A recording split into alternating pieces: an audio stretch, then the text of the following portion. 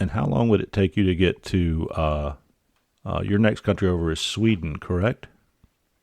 Yeah, that's correct. And how far are you from Sweden? About 35 minutes. Gotcha. So that's pretty cool. Is it, can you just drive across the border? Yeah, I can. We often go there for shopping, vacations, little fishing trips and stuff like that. Oh, you get those little Swedish fish. Yeah, the goldfish, they are awesome in Sweden.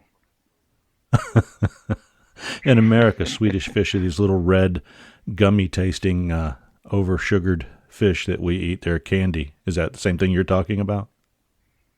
Oh yeah, they come in a little bag, a little blue bag, and it says goldfish. Ah, I got you. We just call ours the Swedish fish.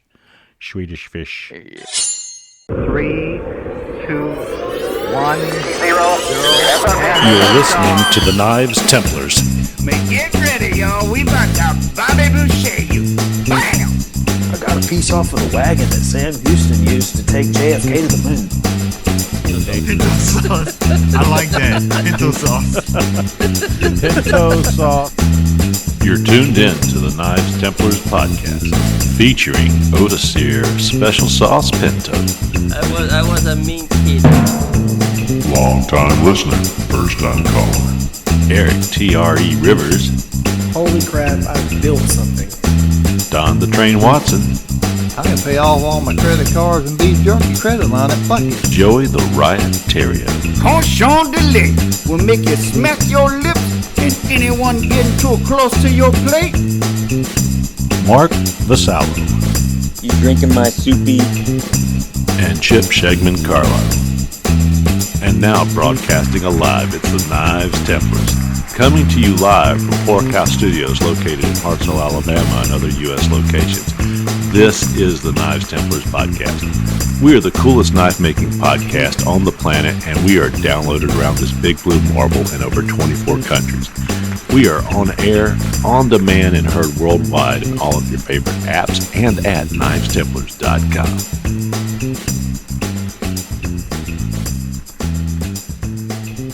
All right.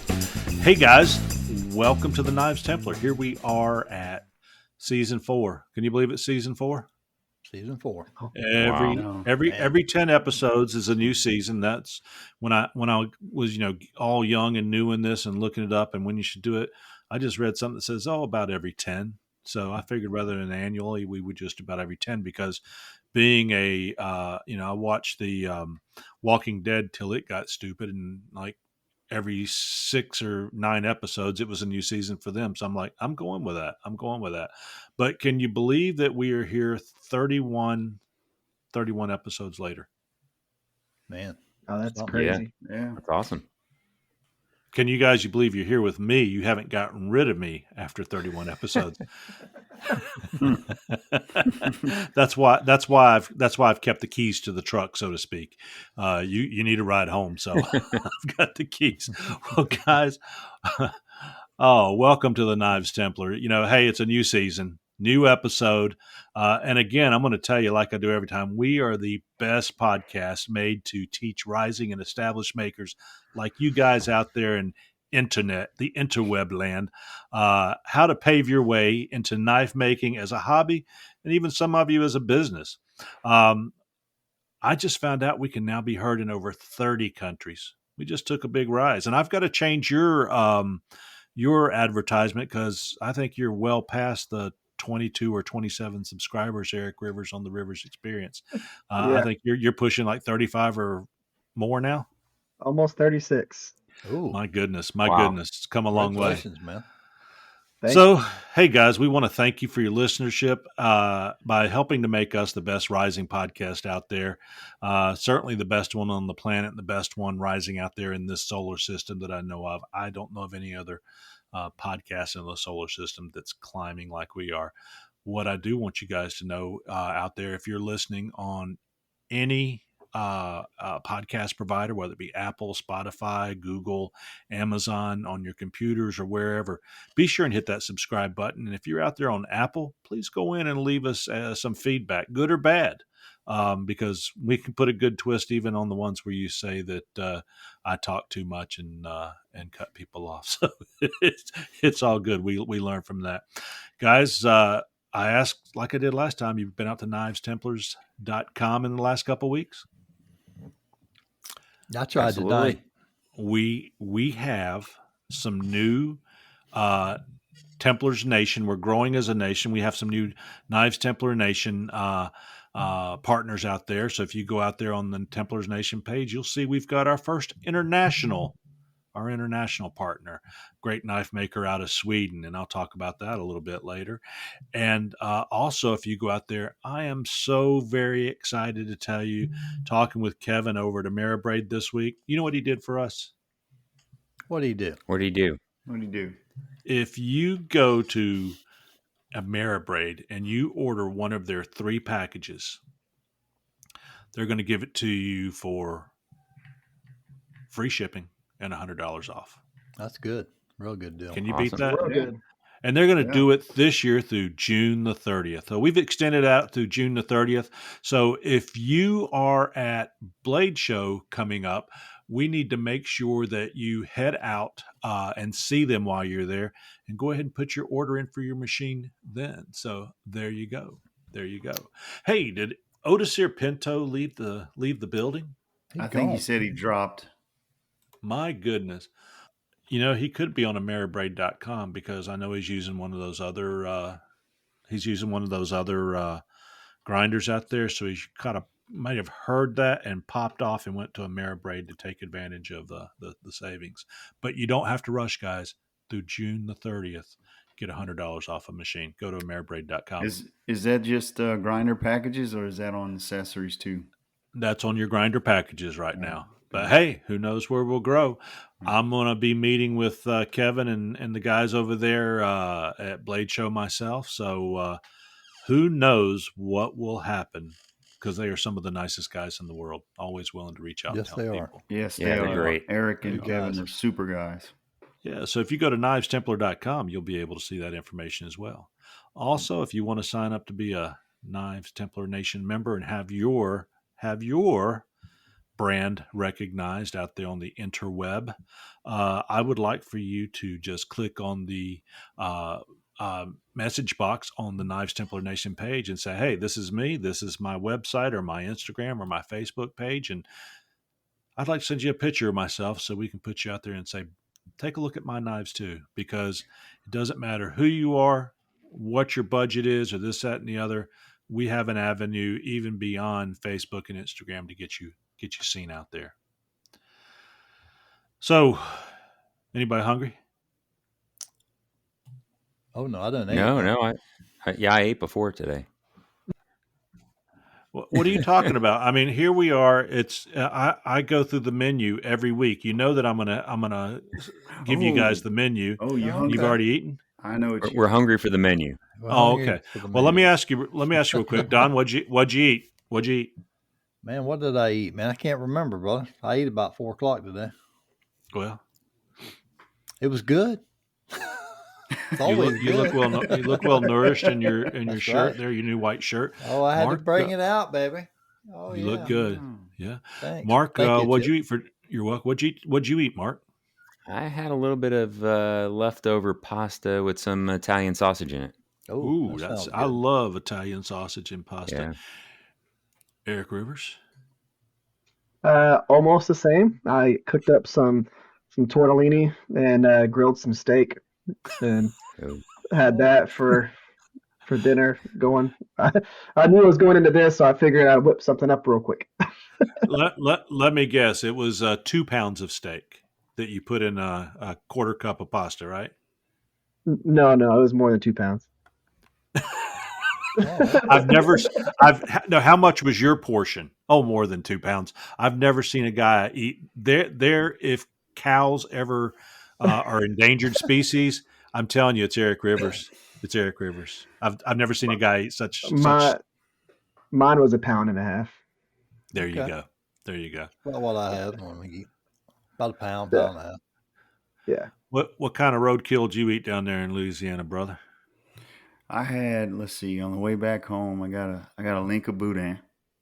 Ooh, nice. And then I got some gratons with that, some pork cracklings. What's a gratin? It's French for crackling. Oh, is it? Josh Howard made some of those in his cook pot out at Batson's, and I ate them for not the first time I had them. It's the first time I've had them in a long time. They were delicious, so I can definitely, my mouth's watering thinking about it. Yep, they're good. And then I got home and I ate an egg sandwich. And you're really into those egg sandwiches, aren't you? I dude. I grew up on egg sandwiches. So. Yeah, I did too. I haven't had them in years though. Yeah. I haven't had them in years. So, Otis here, he's back with us. Did you go to Ameribraid and get one of the Mastery packages or the Getting Started package for $100 off by putting in Templars 100, Otis here, while you were away? No, I did not. I'm sorry. All right. Well, if you need some help deciding, I'll walk you up to the Ameribraid counter are you coming to Blade Show, Otis here? It is on the plans. Hopefully.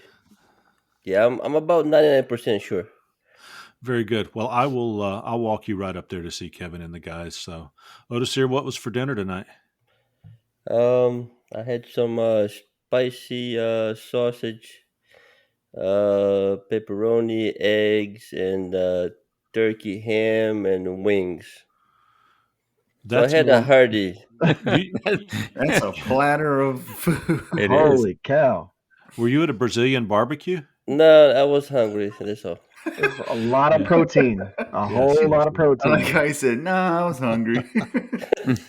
Well, so everybody knows it's we start recording about 7 p.m. So we've all had dinner. So it was just some homemade pancakes and thick cut bacon and some scrambled eggs and some strawberries and bananas because the grandkids, that's what they wanted. So it was what I've been doing lately is having a huge breakfast full of protein, usually a huge chunk of steak or some venison, and then I'll eat again at night when I come home. So yeah, about the same, twice a day. What do you eat when you're at the shop failing cars? Nothing much. I mean, just water, maybe extra strong coffee. Yeah. But yeah. Well, you gotta keep your strength up while you're there. So coffee will do that for you. I bet it does. Well, guys, we talked about that menu tonight, and we are going to have a different kind of. We're not going to have a brew review tonight. Oh. I got something else for you here. All right. But because to call it a brew review would be wrong. And then we've got some useful news. I know Joey's got some news coming out of Louisiana area he's going to talk to us about. I've got some feedback from Sweden, the Swedish fish. Did y'all ever eat Swedish fish? Yeah, tried it. It's my wife's favorite thing. Yeah, there you go. My little girl loves it. It's all right. The Swedish fish. You like the Brazilian panther bites, the little black licorice panthers? Nah. Nah. Even better. We're getting requests for T-shirts. We'll talk about that. Pop's Maker's Mark. Man, I have got. How did I get so lucky? I mean, there's people with no talent and lots of luck, and I have. Sometimes you're just in the right places at the right time. And I went down to Batson's and I met Forged in Fire champions that live around me. I met my new best friend that sold me a anvil. I don't know if he knows he's my best friend, but I care about him forever. And I've got a story about that. But I'll come back to that in a second. We've got Josh Ferran on here with us, Forged in Fire champion. We're going to talk to him a little bit later. Josh, you can say hello. Hey, how's it going? There you go. And yes, he wanted to say something else. I'm good. I just got a bit of a he's delay. fine. Sorry yes, about that. Otis here. That's all right. We'll wait on it. Go ahead, Otis here. If I happen to go mute here for a little bit, is my wife is coming in, so just an FYI.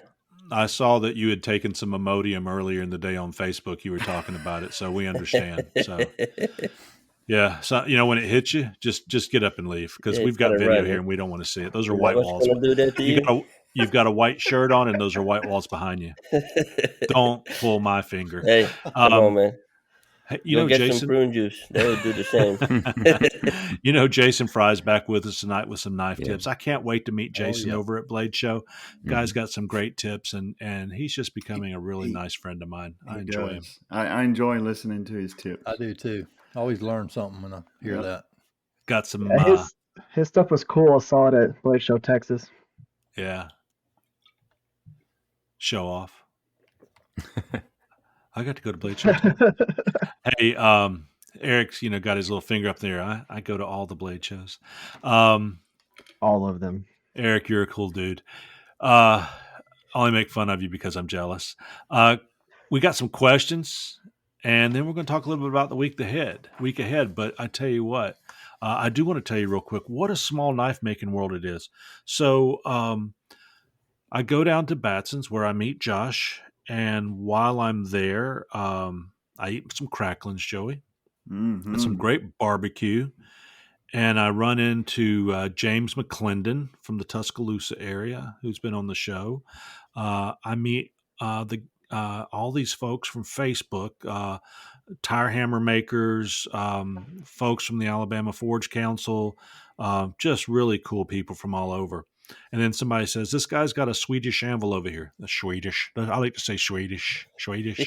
But the guy's got a Swedish anvil. And we went over and he had a ball bearing so I could bounce it. I was like, you got a ball bearing? He goes, yeah, I got a ball bearing. He had a whole box full of ball bearings. And I think he was selling them. I should have bought one. And I bounced the ball bearing and by gosh, it came way back up in the air and it went ting. And I said, sir, I'd like to buy that from you. And we did a deal, and then I come back to town and I get my anvil all set up, and I make a knife and this, that, and the other. And I'm at work talking to my friend Becky.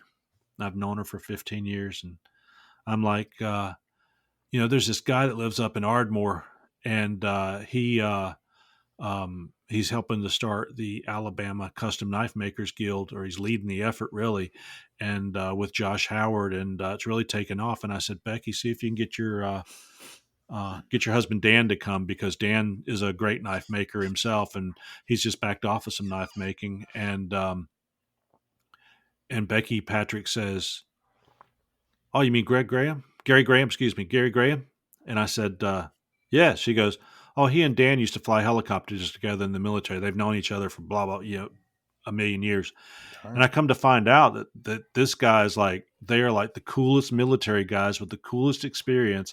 And my appreciation or awe factor for Gary Graham just went up 3,000% for two reasons. Number one, Dan Patrick is one heck of a great knife maker and blacksmith, just a great artist all around and good man.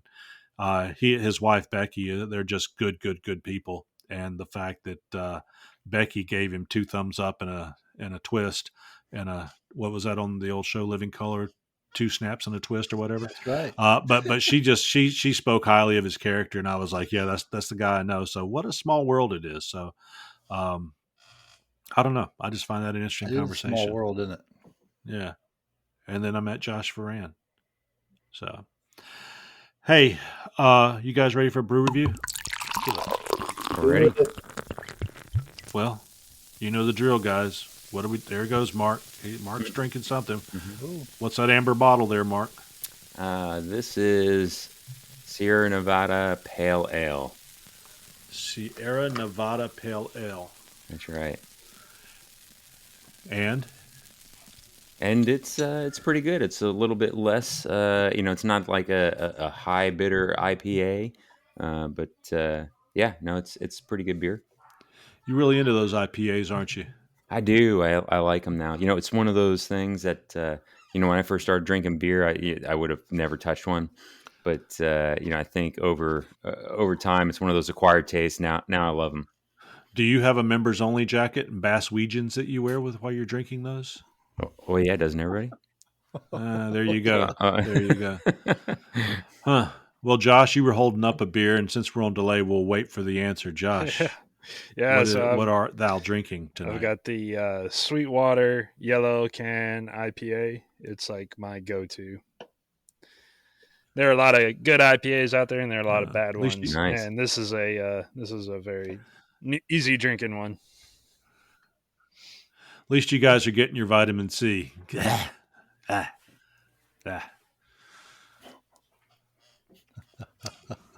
Well, Don, go ahead and tell us. We know what you're drinking, but go right ahead. Cacao, baby. Creole brew. And chocolate. where do they get the cow from, John? Don? Don? They get it from South America, where the chocolate grows. And that's after the bats eat it, and they spread That's exactly right. Guano. Then they ground the cow up and have a sip on that one. For sure. No. You're thinking about something else. I think he is too.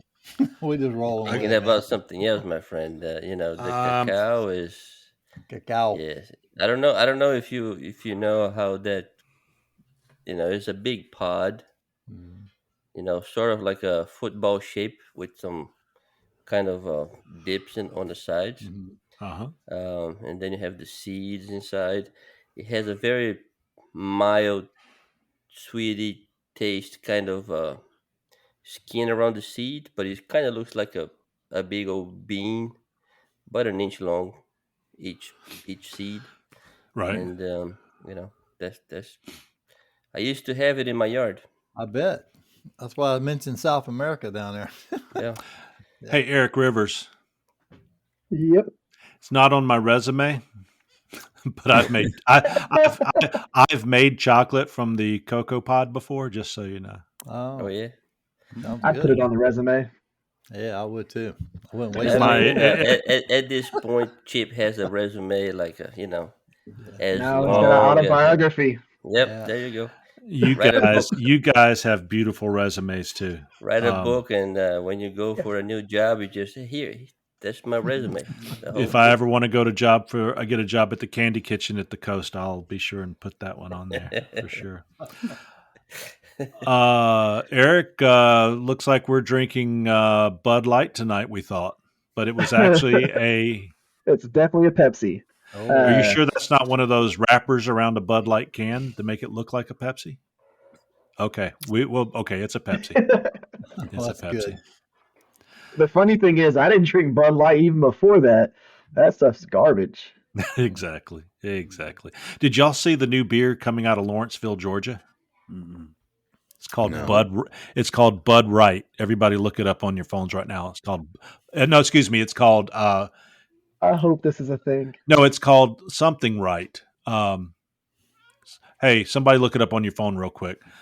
Look up Bud Right or Beer Right or something like that, but it's got a cool name. No, there is actually a thing called Bud, Right by Trim Tab Brewing Company.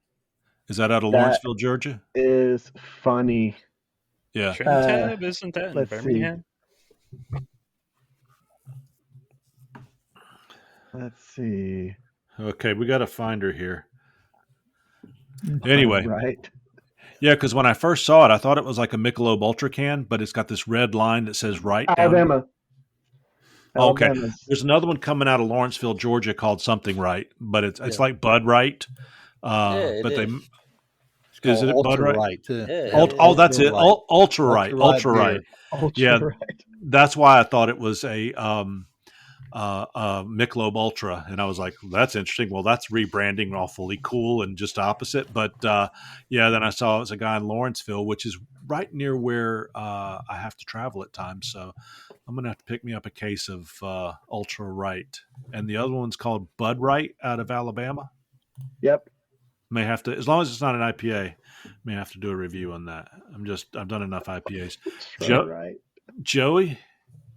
Yeah, man. What's right in your glass tonight? Well, I got my Heisenberg cup again, And only tonight I got a bottle of, you ready for this, Chip? I'm ready. Some Maker's Mark number 46 French oak. Ooh. And that tastes smooth? Buttery smooth. I bet. Matter of fact, I need to slow down. That's a good bottle. Isn't it amazing how sometimes, I'm not one that drinks in excess. It's amazing sometimes you get into that and it becomes really smooth all of a sudden. It's like you're drinking water and you got to be careful. Yep. Then you have to have somebody carry you to the bathroom. Mama have to come carry you to bed then. If y'all just see me like disappear out of the camera's view, y'all know why. Otis here, I see you're holding a bottle of Black Panther Pilsner tonight. Yeah. Yeah, it's all right. What you drinking, Otis here? The usual. Corona. Yeah, I am not a big old drinker, right? I tasted several different ones, and this is the one that kind of agrees with what I think a beer should taste like, at least. The other ones, some are sweet, like somebody have different, some have different smells and oranges and peaches and whatever. No, man. Yeah. Another one of them citrusy. I didn't like it. Somebody brought a case of, I don't know what it was, some home brew or whatever, and it's like, man, what is this stuff, man? So do you drink your Corona just straight up Corona, or do you add anything to it? Straight up. Okay. Yeah. Well, bless your heart. Bless your heart. I'm not a drinker anyway, so when I do, and usually for the just so when I'm sitting here for 2 hours in the cast and my throat don't dry too much, just one bottle. That's it. Wet your whistle. Hey, I don't want the brew review to sound as if we are, using beer and liquor as hydration.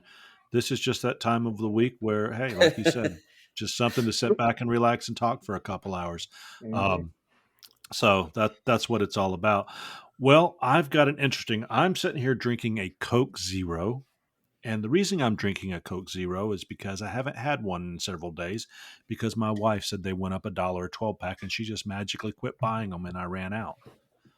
So we had a discussion this morning and I think I won. She said, just do what you're going to do anyway. You didn't win. Oh my! Nope. You didn't win. You didn't win, buddy. I went and bought the groceries today, and I ended up with a couple cases of Coke, no sugar. So I don't know if I've won or not. But here, I don't have a brew review tonight, and it's not because I'm drinking this Coke. I have a liquor review. I have a distiller review. I do. And guys, after I had some of that lemon hooch a couple weeks ago, I was like, man, I remember the old days drinking a little hooch in North Carolina. So I went out and bought me a mason jar of legal liquor, and it's called Old Smoky 100 Proof Moonshine. It's the original brand. Man. You can't pour it from the jar. You got to drink it from the jar because if you try to pour it from the jar, it splashes all over everything. Yep. Y'all familiar with this drink? I am. All right. Well, we'll get your comments here in a second because I want to hear them. Let me tell you about original moonshine from Old Smoky. The distiller says, legal just barely. Harkening back to its homegrown roots, Old Smoky 100 Proof Moonshine is made with the same renegade attitude as its forefathers. Our 100-year-old recipe produces a white whiskey as smooth and bright as a promise of a Saturday night when anything can happen and likely will. Every shot, swig, slug of Old Smoky original moonshine is highly drinkable and hardly pretentious. Don't just start your night, fire it up. What you got there, Otis here? Well, this one here, my friend, is called the cachaça, made in Brazil with sugar cane, and is very high proof. So and has a little bit of a sweetness to it. Yeah. And it will take you down really quick. Well, that's So wonderful. this is basically what you gringos call rum. Yeah. Just the Brazilian variety, right? Oh, okay. Well, congratulations. Take you a swig of that. I No, don't no, think you've no, even no. cracked the seal on that yet. He's protecting that bottle. Yeah, look at this. It's still sealed. The shipping's too much money. So let me tell you about how I feel. And I want to start it off. I'm not sure if this will do right or not. This was my first drink of Old Smoky. I'm going to play you some audio here.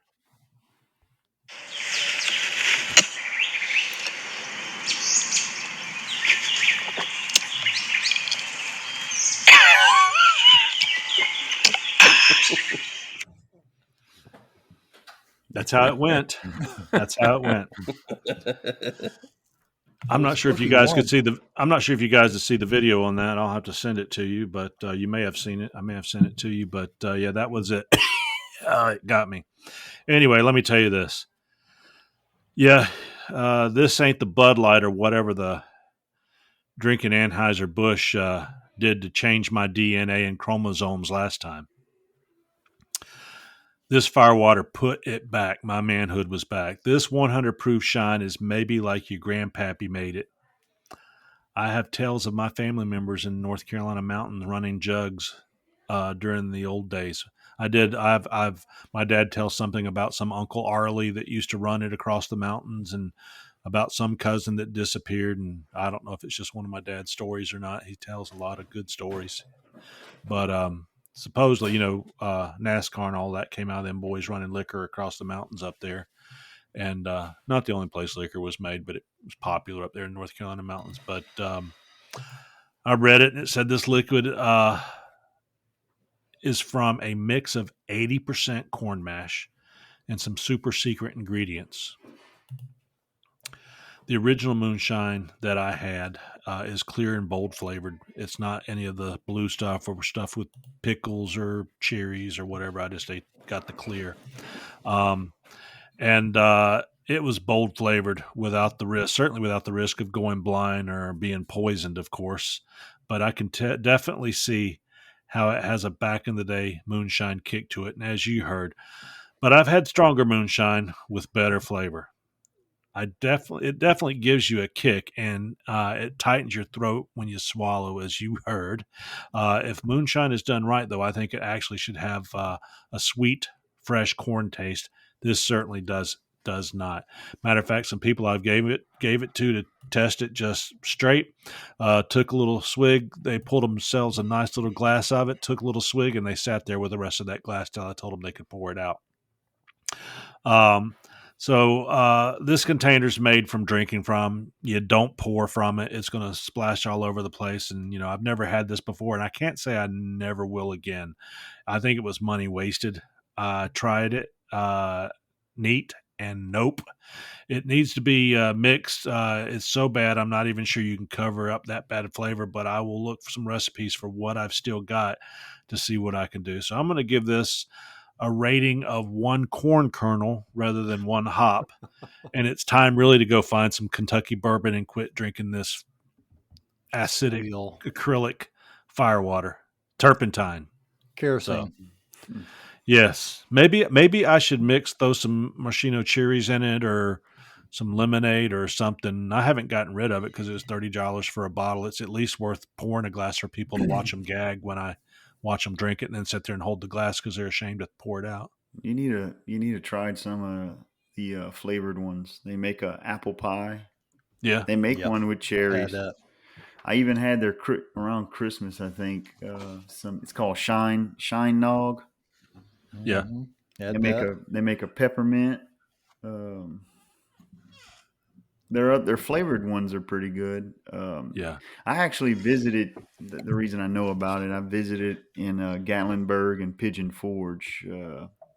They have a barrel house and a barn, old smoky barn. Right. And it's really cool. And when you go on the tours, there's like free alcohol, free moonshine throughout the whole tour. So like you get pretty lit by the time you're in this tour. You ought to have to travel. When I travel to see my son in Lexington, Kentucky, we have to take like 80 miles on the Kentucky Bourbon Trail. Yeah. So I can imagine. Yeah. Well, I tell you what, I think you probably can mix it with something. I had some Popcorn Suttons, and as y'all may know, Popcorn Sutton, he killed himself back in 2009 rather than go to prison. He's one of the original, one of the last real moonshine makers. I'm not talking about guys that are still out there doing it in the backwoods these days, or home brewers or stuff that are doing it, because it's illegal. It's illegal. I'm not saying it should be, but it just is. Well, and go ahead. Actually, you can make it for yourself. You just Sure you can't. can. Yeah, you just can't distribute it. Watch your can't state sell laws there, because I sat and Yeah. looked it up, and I saw that in 47 states it's illegal to brew it even for yourself. Really? Yeah. Was that beer? I think beer you can do it. I know that. Texas may be one of the ones you can make it in, but there were like four states that you were allowed to make it. Beer you can brew for yourself, but distilled liquor, 47, liquor. Yeah. 47 states, any type of distilled spirit.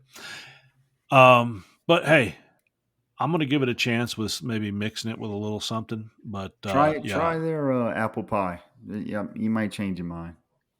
I might have to do that, but it's kind of hard to stop at that when you can walk on back and get a little Knob Creek or Maker's Mark. So this Four Roses. This is true. This is true. Or just run on down to the Publix and get you some cow. No, you will not be able to buy it there.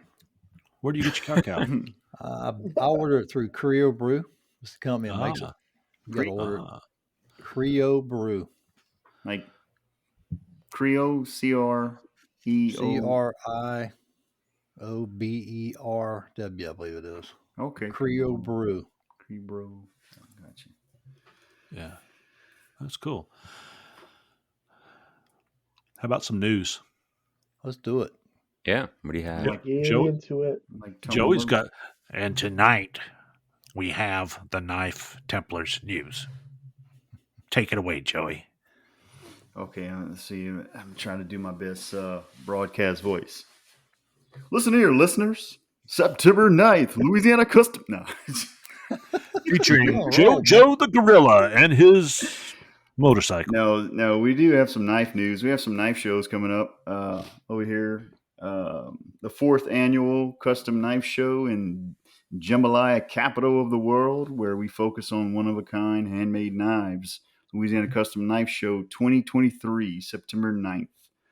That's going to be from 9 a.m. to 4 p.m. Doors open up at 9 a.m. Doors close at 4 p.m. It's going to be in Gonzales, Louisiana at the Lamar Dixon Center. That's 9039 South St. Landry Road at the Trade Mart Building. Hosted by Louisiana Custom Knife Makers Association. Sponsored by Austin's Outdoors, Mr. Andrew K. Smith's Knives, Nichols Damascus, and HTP Legacy. Oh my. All right. You going to be selling some knives there, Joey? I will be there. I have a table. Yep. You could be selling anything other than knives? I will be selling other things than knives. I'll probably You got any hooch under the table? No hooch, but I will probably have some spalted pecan, maybe. Hopefully. I saw somebody from that log. Oh, that's plural. Logs. 6,000 pounds of spalted pecan underneath your table. Yeah. So hopefully, my brother Don, he kind of gave me the rundown of what I needed to do. So I got some anchor seal. I cut all the logs up and got them underneath a tarp where they can sweat and get all the good fungus in them. So hopefully that turns out. I'll have some of that, and I'll have some leather sheets and stuff like that, and knives. Good deal. Is that Joey and Don, the Riot Brothers? Joey and Don, the Riot Brothers? Yeah. Oh, he's my brother. He's my brother in Christ. So you're like that. Just sounds like a really cool brand name or wrestling team or something. The Riot Brothers. The Riot Brothers. Tell me, if you were a professional wrestler, you would be the Riot Brothers. Riot Brothers. That sounds Right. good. Yeah. So it's called play on names. Play on names. Terrio spelled the Riot. Yeah, people always try to pronounce my name, and I've been called Theriot. Yeah, just go back to episode 1 and me screwing up your name. Yeah. Terrio. Yeah. So I just like, look, it's spelled the Riot, and then that kind of caught on, and everybody just started calling me the Riot. The Riot. Well, I've got some other good news. I see some guys. Your Templars Blade Show shirts have arrived. Not that you have to wear them, but it's the official Blade Show shirt.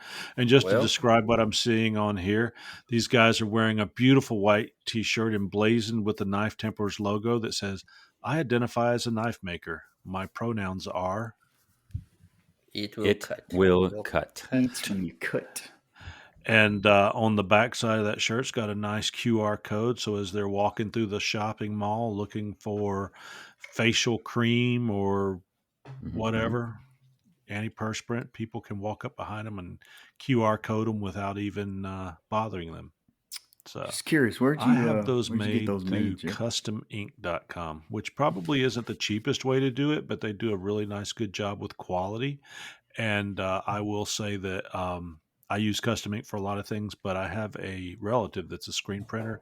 So if I want to get things made in mass, I typically will go through them. So thank you guys. You look good in them. So I'm very tickled and honored that you're wearing them. Thank you. That was great. Appreciate it. Hey, I've received so many really nice things from you guys. Everybody except Josh Ferran. He's never given me anything, but you guys have given me so many nice things as we've been friends. It's just fun to give back. So you guys are good friends. The last little bit of news we've got tonight is, guys, in a little over 30 days, June 2nd to 4th at the Atlanta Cobb Center, Blade Show featuring Eric Rivers will be brought to you by the editors of Blade Magazine. By the way, I've been seeing all of these. I've been seeing all of these beautiful knives of yours, but I've been seeing all of these knives being put into Blade Magazine, and I don't want to jinx you, but Joey, these knives you've been putting out lately, Eric, your knives, Otis Sears, Mark, Don, your knives, I'm sorry, they're as beautiful as anything I'm seeing in Blade Magazine. And I don't put myself in that category by any means. I'm just saying, guys, and yes, and Chris Jones, gosh, yes, go ahead. The one that I'm showing y'all, this is actually getting submitted for Blade Magazine. Wow. The one with the carbon fiber and all that stuff to go in there. I have the dude that takes all the pictures, take pictures of it and see about getting it put in there. Wow. Good. I've got a couple of them. I was fixing to say that I was told by a Knife Magazine editor at the last Louisiana Knife Show that if you want your knives to be posted in these Blade mags, that you have to have professional pictures. By Coop? You got to have professional pictures. It could be any photographer who submits the photos to the magazine editors. Now, there's no guarantee that blades will be put in the magazines, but find a photographer that submits to the editors, and that's the only way you're going to get a shot of getting your blades in a Blade mag. Well, here's what I would say: if there's anybody listening out there from Blade, Knife, or whatever magazine that's out there, I think you need to do an expose on the Knives Templars and get into our minds and write a story about us. Hey, there you go. Let Otis Steer write a story for us, and he can submit it to you. Oh, I want to hear this story. I want to hear this. It'll involve a panther and some micro fractures and steel. But if you're out there, I'm thinking you need to do a expose, a good 3-pager with some photos of the Knives Templars, and get us out there so we can further connect the community and also connect them back to you and the great things that those magazines do electronically and in print. So if you're going to go, it's the number one knife community, and it's globally recognized with exhibitors and legendary makers, and they're all gathering under one huge, gigantic roof with a selection of blades, knives, outdoor gear, and accessories. Some of the most beautiful stuff in the world. So you can shop hundreds of exhibitors and hold the world's best knives. I held a $10,000 or $20,000 knife there very briefly last year. And you're going to find the newest blades. They're going to be one-of-a-kind knives, antique swords, and so much more. And you can attend the free after party each night in the Blade Show pit where food and drinks are available, especially if you're hanging out near Kyle. Come on, guys. Daily, yes. And if you and I'll have you know, I bought my parking. Buy your parking in advance because they fill up quick, guys. So I bought me a couple days in the red deck there, and make sure because you have to put in your times. If you're planning on staying a little later and going into the pit or whatever, you want to make sure you set your exit time from those parking decks longer than how long you'll stay there and to socialize with some of the makers and other folks like you down in the pit.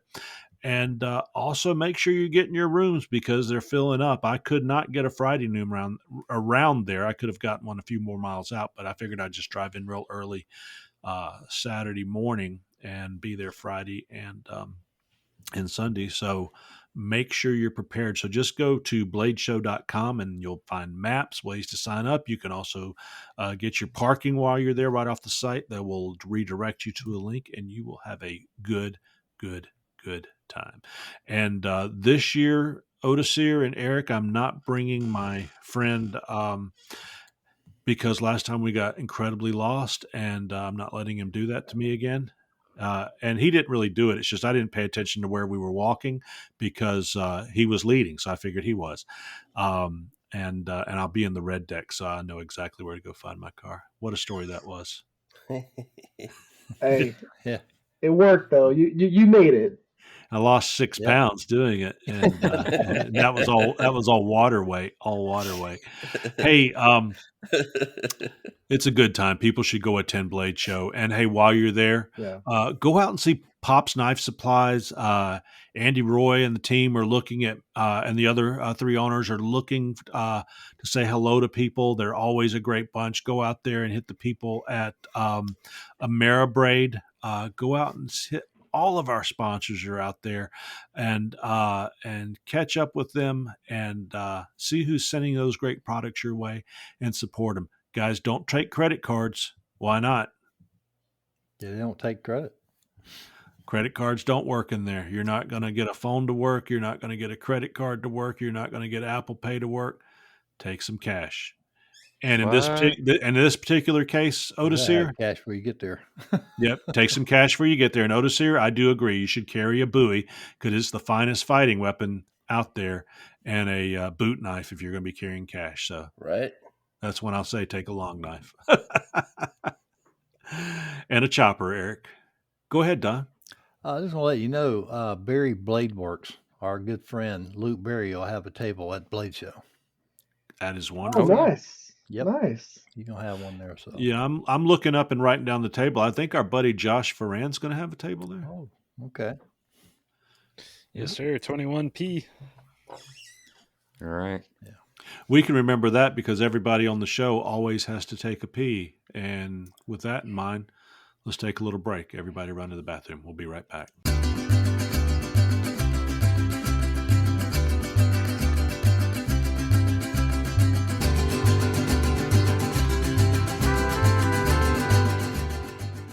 Hey listeners, let's take a moment today to thank one of our sponsors for today's show, and that sponsor is Ameribraid Grinders. Eric and Kevin over at Ameribraid have sold thousands of these grinders, and they are super nice guys, and their customer service is excellent. I would know. I've been personally using their 2x72 grinder now for 2 years, and it has changed my knife making to a whole new level. So if you're in the market for or looking to upgrade from that 1x30 or 2x42, then give Ameribraid a look. There you'll find they have 3 packages of grinders to offer. They have a mastery package, a foundations package, and a get grinding package. in which all of them come at different price points, so I'm sure you'll find something that'll suit your needs as a knife maker. Also, AmeriBraid has a ton of innovative attachments for their grinders. So listeners, you can find out about all of this at www.ameribraid.com. Go give them a look, see what they have to offer today. And now, back to the show. Hey, welcome back. And the question of the day is, has anybody ever used green liners? Does anybody have any information on that? Yeah. Don, what do you have to say about green liners? I'll tell you what, I didn't know if I was going to like it or not. I put it on this knife here, and I kind of like the pins in the green. It kind of pops everything on this black, so it does look pretty good. I ain't a big green. Bright green? It's kind of like this regular, like a egg green, like not a fluorescent, but a regular style green. Yeah, it's that's kind of a great knife to walk through the forest with and slip out of your pocket. That's one of these Pinto knives right here, babe. You feel comfortable in the wood with this one here. Beautiful. I promise. There you go. If you had the edge on, I ain't sharpened it yet. So Josh, we have to ask, what did you do wrong, Josh? Why did you have to get up and run away? I had to go get a reload. I thought I heard somebody's wife screaming, and next thing you know, you're walking away from the screen here. So it's funny. Oh, that was yours. My wife literally just fell like 2 weeks ago and messed up her knee, and she fell again yesterday trying to go downstairs. So, yeah, that might actually happen. So, if you hear her screaming and I disappear, that's it. There you go. Joey's wife was yelling. I think I heard her say, "Joey, where's my maker's mark? My bottle's missing."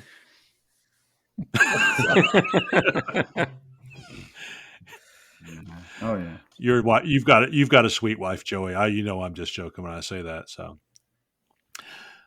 how about some feedback? Here we go. We're going to get into it. I told you about the Swedish. I like to say that. Swedish. Everybody say that. 1, 2, 3. Swedish. Johan from Sweden. Johan from Sweden. He's a longtime listener and very wonderful guy. Matter of fact, I think he's part of the YouTube chopper knife challenge for the non what do you call it? Section? The viewer section. Yeah. All right. So here it is. Johan says, "Hello there. Longtime listener and hobbyist bladesmith from Sweden here. I would gladly be a part of the Knives Templar Nation. Happy face. Here's a link to my Instagram. And it's instagram.com/Fagerlund.bladesmith, Fagerlund. Best regards, Johan Fagerlund." But I will tell you guys, you can just go to the knivestemplars.com, click on the Knives Templars Nation, and you will see his link on the page, and you can go right to his Instagram page. He's a great Scandinavian knife maker. Really seems like a wonderful guy. And Johan, come on the Templars Nation. I know that right now in Sweden, it is 8:02 here. So in Sweden, it is probably about 3 a.m, but we can get you on at 2 a.m. if you want to come on the Knives Templars. I know most of my friends from Norway and Sweden speak English. So Johan, you want to be on the show? We'd love to have you as a nation member. Got another one from our buddy Gene. He says, "Hello, where does a guy buy a Knife Templar t-shirt? ? Ooh. Yeah, good one. Yeah, that's a good question. Good question. Well, I said, Gene, thanks for your question. We are working on a show design and hope to have one out in June. If you're a maker, give us your Instagram and a photo and post on our partners page. So, guys, I'm going to be working on getting together a Knives Templar design where people can go out and get singles and stuff without having to pay too much for them. It's going to be kind of hard to carry an inventory of such things because they won't move as I would want them to. But we will look for an opportunity. So if you're out there, seriously, drop me a link. If I get enough people at knivestemplars@yahoo.com saying I would like a shirt, I will respond back to everybody and get your size. And if I can get up to 10 or 15 people, I'll be happy to go ahead and place an order. It'd probably run around $20, $23 a shirt or so. But if you're looking for some singles in the future, I'm going to try and set something up for that as well. So if you want to get in on a group order where you pay, it comes shipped directly to you, just send me an email at knivestemplars@yahoo.com and I will get you hooked up. So we're getting lots of good feedback each episode, guys. We're growing. Like I said, up to 30 countries. Our listenership is increasing. I sent you guys a link today that on the Microsoft Bing, we came up in the top 3 on the search engine. We're on the first page on Google and Safari. We're just right at the first page. We are on the first page with a link I had through Shagman Niver, but we're continuing to grow, and that's all the people that are visiting. We're getting about 1,000 visits a month on the website, and we thank you for that. And with all that, I've got to go get another Coke. We'll be right back.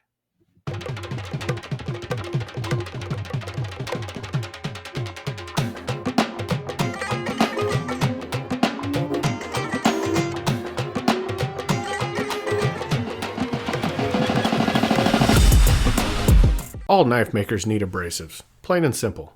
Here at Knives Templars, we're proud to partner with Phoenix Abrasives. I used to get my belts from another company, but they spent more time on marketing than they did customer service, sometimes taking 2+ weeks to ship my order. That's not the case with Phoenix Abrasives. They're obsessed with committing all of their resources to customer satisfaction. Whether you're using a 2x72, 2x42, 1x30, or something else, they've got you covered. They even carry Rhino wet sandpaper. So go to phoenixabrasives.com/shop and enter promo code TEMPLARS10 for 10% off your next order. I hope you guys refreshed your drinks as well while we were out and you're listening to us, or if you're driving in your car, or you're wasting time at work with the AirPods in your ears and dancing to the knivestemplars.com when you should be working. That's okay. We appreciate that too. Just don't let the boss catch you. Guys, I got some exciting stuff. Are you ready? I'm ready.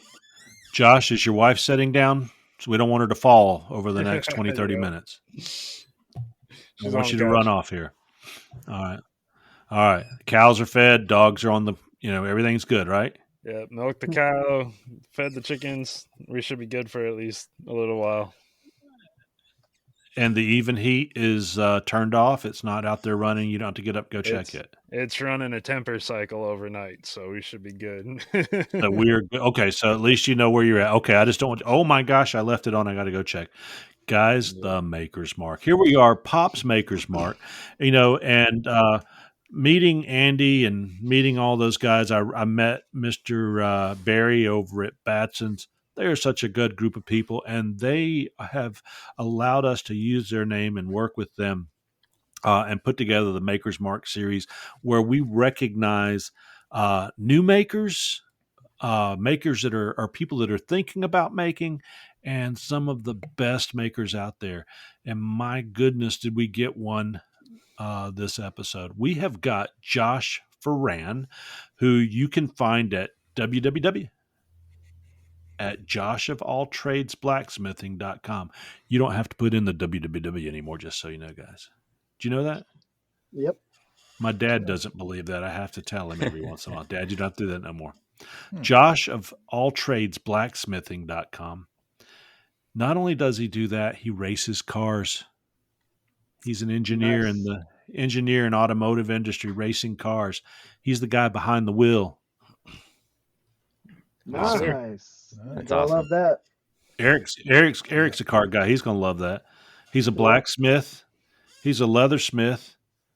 He's a fabricator, and he welds. Hey, Josh, when I need you to weld some rods onto my steel so I can set and beat it without having to use. I'm going to just run those down. I'm going to run those down because I don't have a welder yet.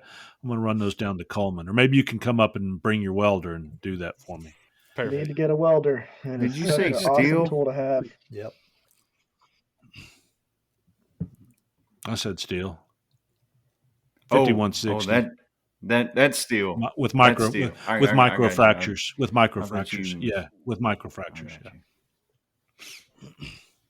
Hey, I'm going to be working with Josh Howard to make myself a power hammer here in the coming months. So Yeah, I'll be mixing some. with Josh I'll be on mixing some Instagram steel. about making a power hammer. So, oh yeah, it's Don't you already get in the ahead of me, works. buddy.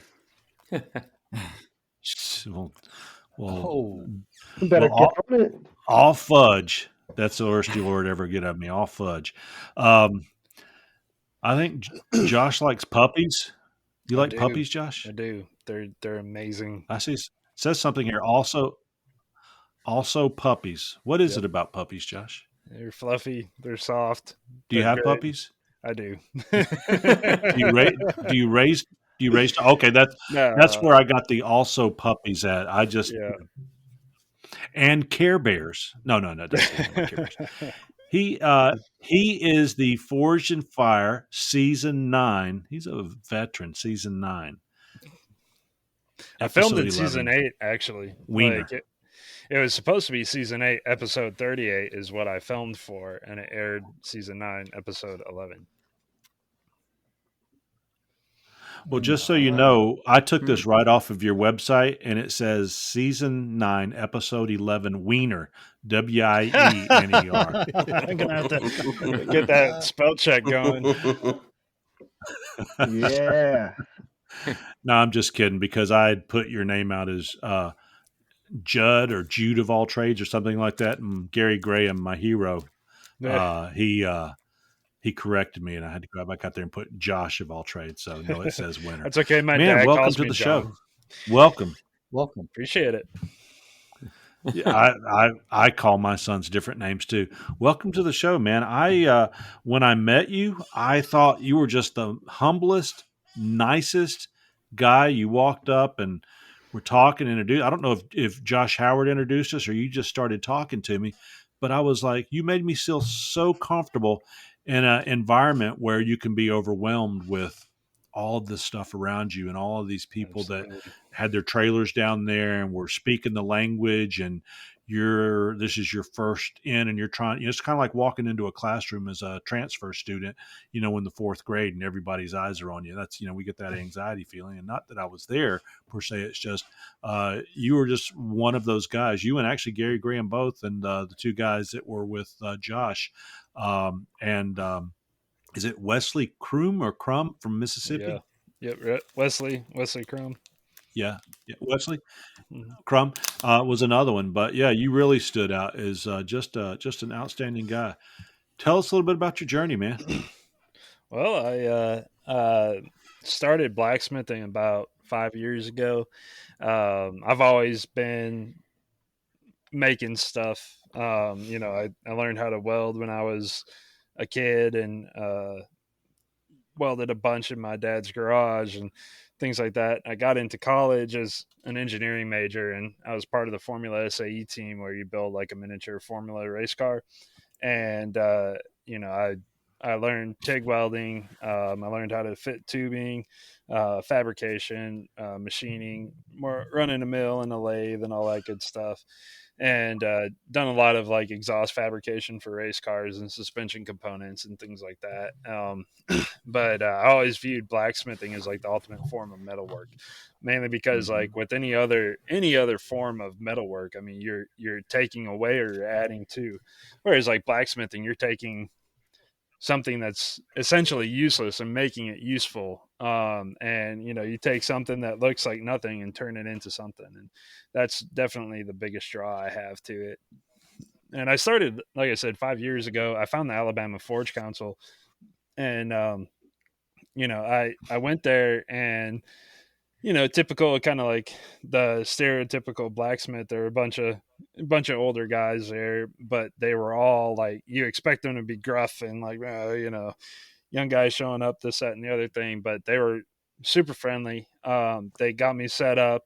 I was making some hooks, and I went home. I built a forge. Realized how bad I built the forge, and then I built another one after doing a whole bunch of research. And I still use that forge today. In fact, that it's a single burner forge that I do all my Damascus in, and I forge that 30-inch sword in that forge. And I still use that today. And Josh Howard actually is are the guy you that the? convinced Do you lead? Oh, he's such an inspiration to so many makers, you know. He convinced me to go on Forge and Fire. He came to a knife demo that I was doing for the Alabama Forge Council, and I was sitting there talking to him afterwards, and he said, you know, because I mean, if you hit steel with a hammer or you make knives or whatever, you know, you're bound to get asked, "Hey, man, have you gone on the show?" And I had no intentions whatsoever ever applying to the show. And he came up and he's like, you know, I'm sure you get this a lot, but you ever thought about going on the show? And I was like, you know, not really. He said, well, you know, I was on the show and it's done nothing but help my business, and I think you do really well. And so I hem-hawed about it for a while, and my wife convinced me to actually like apply to it. And so I did, and sure enough, got selected and went on from there. Well, I can see why, because your work is extremely beautiful. Now, do you lead the Coleman chapter of the Forge Council? Not necessarily. I send the emails out for the group meetings, and we have 2020 with all of the stuff that happened there kind of hurt our forge, and it's been slow recovering. And you know, because our forge was primarily older gentlemen, you know, some of them have returned, some of them haven't, and you know, for their own concerns for health and all of that good stuff. But I've kind of, between me, Paul, and Alan, we've kind of like tag teamed, just kind of keeping the Coleman Forge going, and we're starting to pick back up now, so it's pretty good. Yeah. Well, let me ask you this. Now, my membership is with the Alabama Forge Council. So could I attend meetings at your location as well? Absolutely. Yeah, we as long as you're a member of the Alabama Forge Council, you know, you can go to any of the forge meetings that are happening across Alabama, and you get access to all of the events that are going on. So it's really a good place to come and learn and expand your horizons outside of just knife making. Do y'all serve Swedish fish at your meeting? They melt in the forge. Well, I know they've got donuts up in Athens, so I didn't know if you served the Swedish Swedish fish. We always have barbecue. But, put me on barbecue. Before we go any further, put me on your mailing list, because I wouldn't mind attending some of your meetings as well. Absolutely. Yeah, I would certainly enjoy that. And it's really kind of cool. I'm not really looking at it from a selfish standpoint. I mean, we all look to see how we can grow, but I've got Josh on my left and you on my right. And, you know, you guys got to hold an old man up by the arm. So you guys make me feel quite stable. And I just mean that you're just fun guys to hang around. If you don't mind hanging around an old guy, I enjoy you. What do you guys got in the way of questions for Mr. Josh? What questions you guys got? You know, I don't have a question, but, you know, I think, you know, we were talking about it a little bit before the show. You know, I just want to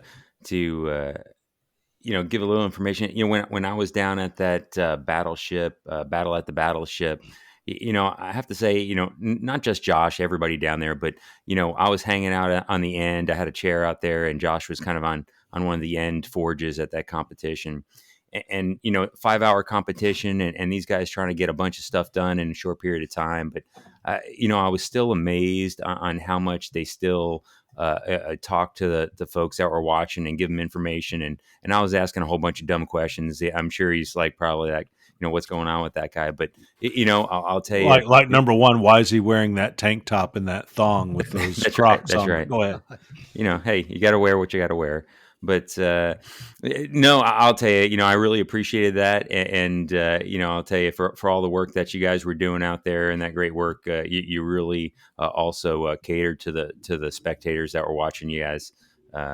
take care of business. So was it was a fun great event. job. And then I do have to say that you got to put tickets in a barrel to try to win one of those knives, and all my tickets went in your barrel. It was an awesome blade. So I great job on that. it. Man. Yeah, Josh. I'm looking at your Instagram page. I'm Instagram stalking you right now. Dude, your work is beautiful. Like very, very clean, very clean. How long you been making knives? A little over 5, like right around 5 years, I think. Maybe a little over. Wow. I started blacksmithing, and then I went back to work, and I was talking about, I made a bunch of hooks and this, that, and the other thing. And my buddy, he was like, "Man, you should try making knives. I think you'd be real good at it." And I was like, like I appreciated knives, but I wasn't like really into knives at the time. And I kind of like hammered out something that was kind of close to a knife out of a piece of rebar, and I was like, okay, that's interesting. I wonder if I could do this better. And then I tried it, and then I'm like, well, I wonder if I could do this better. And then I tried it, and it just like snowballed from there. And I went from kind of like, I've got some pocket knives, but now I'm looking at, how I want to do my different grinds, or like different Damascus patterns, and just going really deep into the aspects of what makes a knife cool. Yeah, having that welding and engineering background, a lot of guys transitioning into knife making. It seems to go a little more easier. The learning curve's a little shorter. In doing some. Yeah, I definitely I have no know when to quit when it gets down to something that I'm interested in. It's like going down a rabbit hole, and I'm gone. Yeah, I feel everything, a bunch of YouTube videos, a bunch of just talking to people, and I think, I went to Batson's, that Chip was talking about, and I took all my knives there that I had going at the time, and mainly just to talk to all the mastersmiths there and just be like, hey, like, this is what I'm doing. What can I do better? Exactly. And you always get nervous whenever you present something that you've worked hard on, that like they're going to say, oh, well, this is bad, this is bad, this is bad. And last year at Blade Show, I showed like Jason Knight, Henning Wilkinson, Niels Vandenberg, Josh. I'm really bad with names. He does the online knife maker course. Kyle Royer, and Kyle Royer, yeah, a whole bunch of people, like any mastersmith I could find. Yeah, I talked to guy that does feather. Like I said, I'm terrible with names. I can point out their faces, but I talked to a whole bunch of them, and a lot of them had a bunch of the same. I even talked to Kyle Daly, and all of them had very similar comments about what to improve on. And so, I took that, went back, made a bunch of changes. I took the knives to Batson's, and I talked to a whole bunch of mastersmiths there. And, my biggest takeaway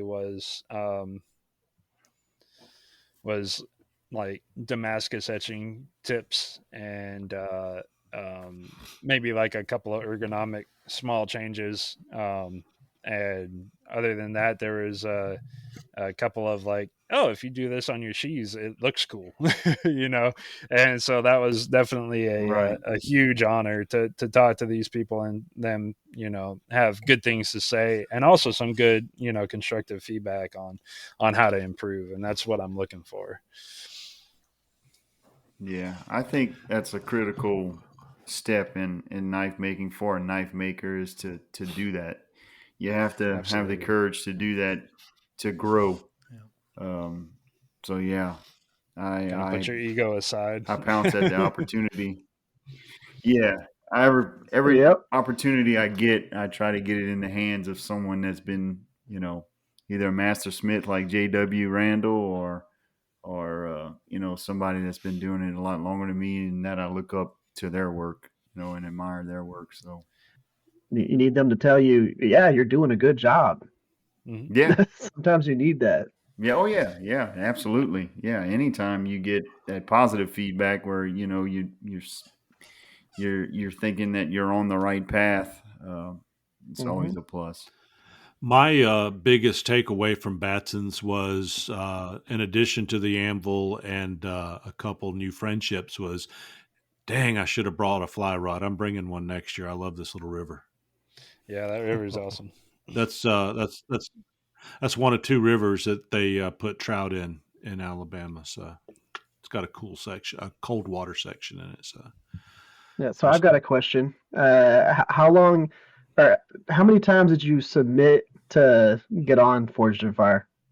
Like, how many times did you submit yourself? I just submitted one time. They were running casting for season 8, and I happened, whenever Josh came to the meeting and was telling me about it, he gave me the email for the casting, and I just sent an email, and they came back with like a questionnaire, like, do you know how to make Damascus? Have you ever done canister? Can you do this, that, and the other thing? They want to kind of fill you out and see where you're at on the bladesmithing adventure, so they can kind of pair you up and kind of put you in a situation where you have potential to succeed. And I filled out the questionnaire, and then I got an invite to an interview on Zoom. And they'll go through and they'll ask you, how long have you been making, what have you done, this, that, and how many knives have you made, this, that, and the other thing. And then they'll go ahead and like simulate, you're on the show, you did this, in your own words, say these things with these limitations. And so they would ask you questions and you'd have to answer them. And it's just kind of to see how you like can take guidance on answering questions. And then you have to submit a video of you testing a knife. And I was like, I don't test my knives like that, like, and so like, what am I gonna do, like chop up a cinder block or what? But I wound up cutting down a small tree in my backyard, and then I picked up a leaf and I cut it in half and I sent it to him. And I was like, don't know what else you want, but there's that, and I said that, and they wound up taking it, and they said, congratulations, you're going to be on season 8 of Forge and Fire. And this was like, I applied at the end of 2019 and I got accepted in 2020, right before everything happened. And then I went a year. There was no feedback whatsoever. And I called Josh almost a year to the date, and because I wanted to just go up and just hang out at his shop and forge some stuff. And I call him, and he picks up the phone. He says, "Are you getting ready to get on an airplane?" I was like, "No." He's like, "Oh, I thought you were probably getting ready to leave. I got a buddy that might be going up there." And I said, "Man, I haven't heard from them in over a year." I said, "It's not going to happen." Literally the next day, I was at a customer facility. At the time, I was working at an engineering firm in Huntsville that does reverse engineering and inspection through 3D scanning for the space, aerospace, and defense industries. And I was inspecting a rocket section, and I was like wearing a harness, and I was strapped up like 30 feet in the air, and my phone's ringing as I'm inspecting this thing. I pick it up and I say, "Hello, this is Josh." And they're like, "Hey, this is so-and-so with Forge and Fire. Do you have time to talk?" I said, "I would love to. I'm currently 30 feet in the air strapped to a rocket. Could I call you back?" And they're like, "Oh gosh, yes, please." By all means. And so I wound up calling them back. I wound up calling them back that night, and they're like, "Hey, we want you to come on out. Can you be on a plane on Tuesday?" And this was Wednesday, and I was at a customer facility that whole week. And I was like, "Oh man, I mean, like, yes, but I don't have a whole lot of time to prepare." And so I got off of work Friday, got back home, and like I had my wife pick out a random knife from Forge and Fire, like round 1, and I just wanted to simulate the whole situation, and so she wound up doing a karambit, and so I forged out a karambit, heat treated it, all that good stuff, and rough ground it in round 1, and because my only goal going on Forge and Fire was to get past round 1, because I take pride in how I forge my knives. I try to forge very close to like Final Dimension and all that good stuff, and I was like, man, if I can just get past round 1, I'll be happy.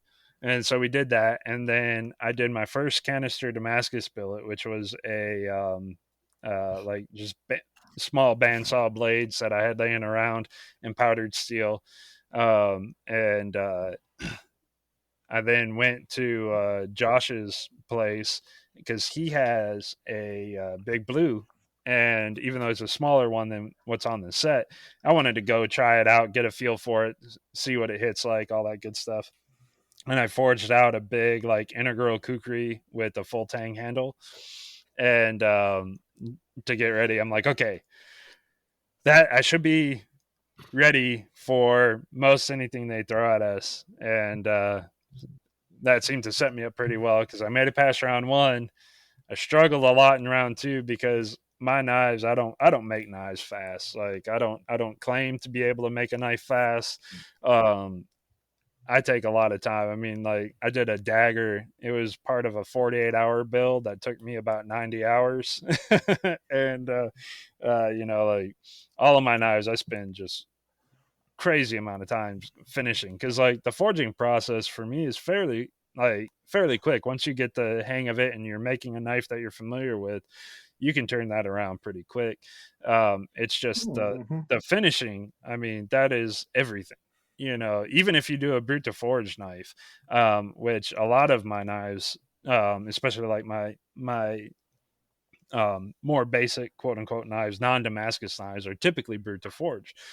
But even that, I mean, I spend way long just trying to make sure like my handle's right, my grinds are right, and you know, I'm still learning as I go too. So I mean, there's a lot of stuff there. So round 2 was a struggle, and then round 3 was one of those things you hear it all the time, like everything goes wrong that could go wrong. I had crazy stuff go wrong. I like forge welded my drift inside of my pommel that I was making.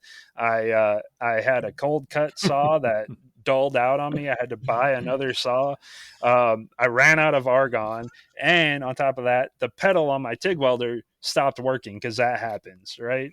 Like, you know, it was just one of those things. I did 2 Damascus billets that both failed. I was in a borrowed forge that had a cold spot in it because I was worried about making a big knife in my small forge.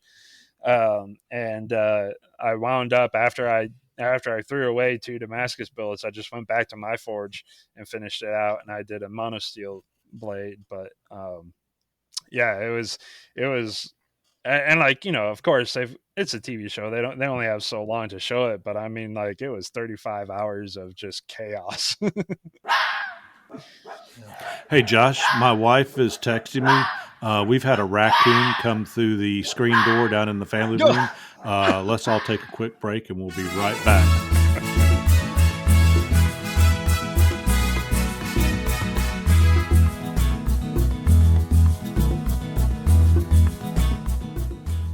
Majestic Forge is owned and operated by Brian and Kayla Horn in Rushville, Ohio. With many years of experience manufacturing 2 to 5 burner gas forges, Majestic Forge is your #1 source for blacksmith forges, farrier forges, and specialty forges.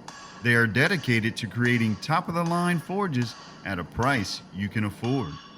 Majestic Forge has supplied forges to blacksmith schools, high schools, colleges, production shops, and TV shows such as Mythbusters. And Majestic Forge is the forge of choice for television's Forged in Fire. Knife makers are in luck as they offer forges that come with 2 or 3 deluxe burners. Here at Knives Templars, we are sure that you can find a USA-made Majestic Forge to suit your needs. Check out your next forge at majesticforge.com. welcome back, man. I tell you what.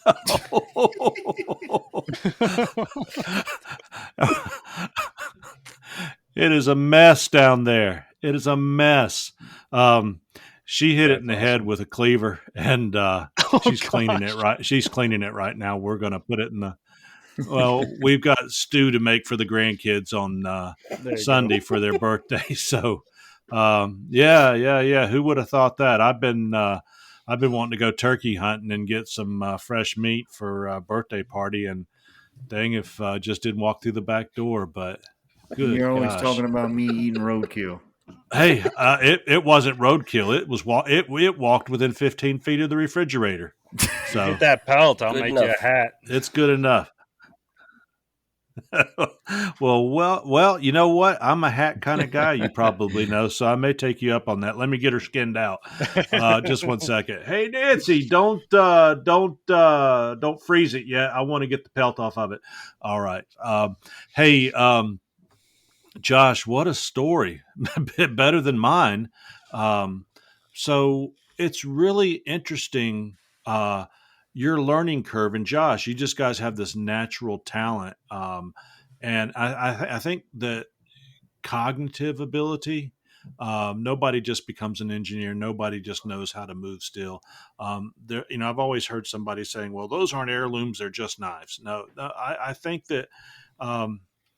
Whether you want to call something an heirloom or not, these things are wonderful pieces of art, and whether they stay around for 50 years or 500 or 1,000 years, it's amazing to see the learning curve for people like you and like Josh, who I know had started out a few years ago and has developed all the respect that you have had in the industry. And congratulations on that, because you ended up walking away with a win. Tell us about that. Yeah, it was probably one of the closer rounds that I had watched, mainly because both of our swords performed about the same. The biggest thing that got me was the test for the destruction test was ceramic pots, not clay pots, ceramic. And these belts that we use to grind these hardened knives are made out of ceramic. And when they were swinging the swords, they were throwing sparks. And I was just like, well, that was fun. Glad I got to be a part of this. and there it was goes funny my too, edge. Yeah, for real.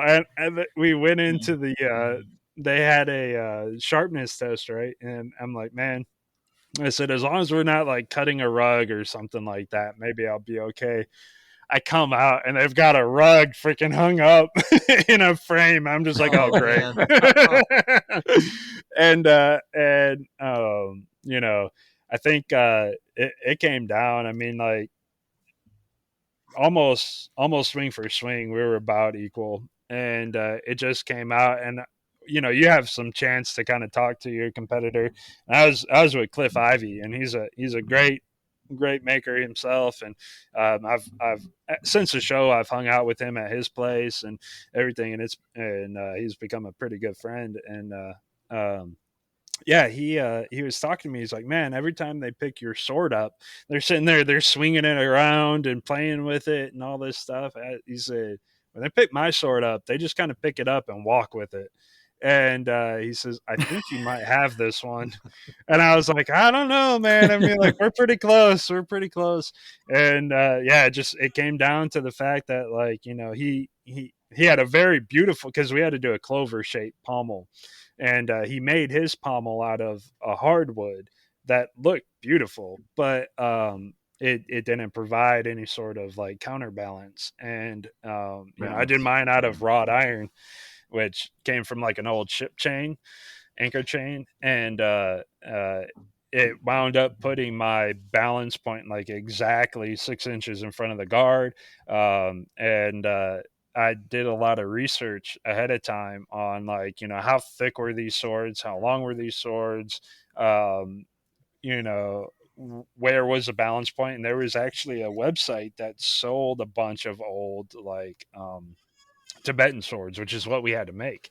And they're like, oh, it's 0.19 inches thick, and the balance point is 6 inches in front of the guard, clover shaped pommel, this kind of wrap, blah blah blah blah blah. I'm like, okay, well, I'm gonna stick to what they were doing because they know better than me. This is the first sword I've ever made. And so I had a scale while I was doing everything, and I was checking the balance point.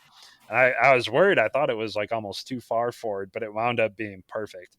And that was the biggest takeaway, was the fact that the sword was balanced and easy to use, and that was the separation between me and him. And not to say that his sword wasn't awesome looking. He did like a cool blue backing technique on it, and he had that cool like blue line running through his sword.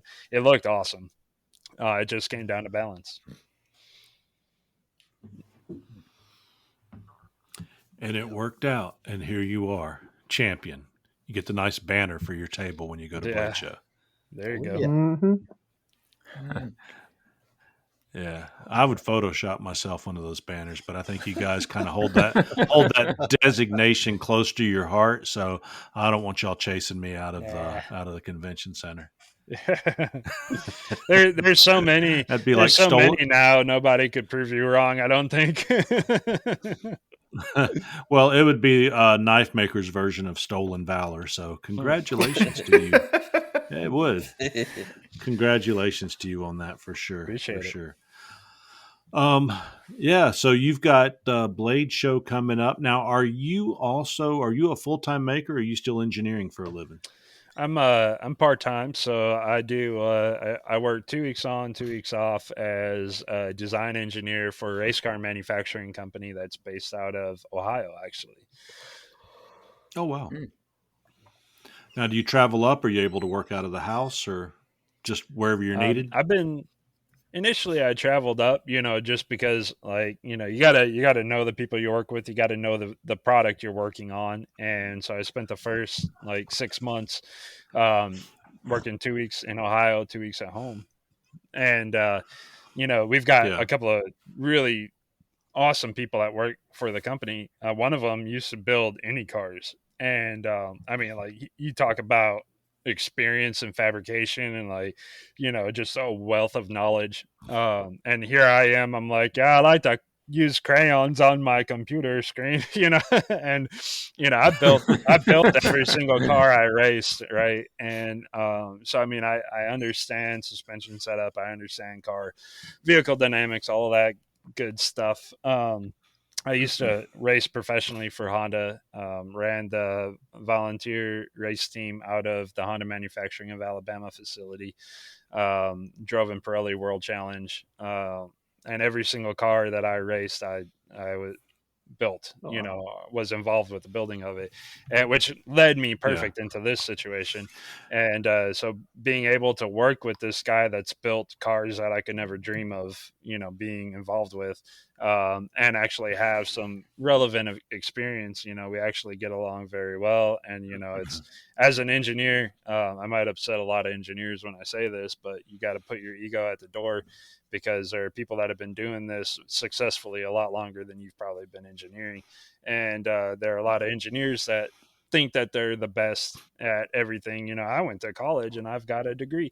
Well, that is great, and congratulations, proud of you. But at the same time, there's a balance there of people that have experience. And if you can work with those people, take their advice, put it into your designs, you'll find that you actually end up being way more successful and create a much better product in the end.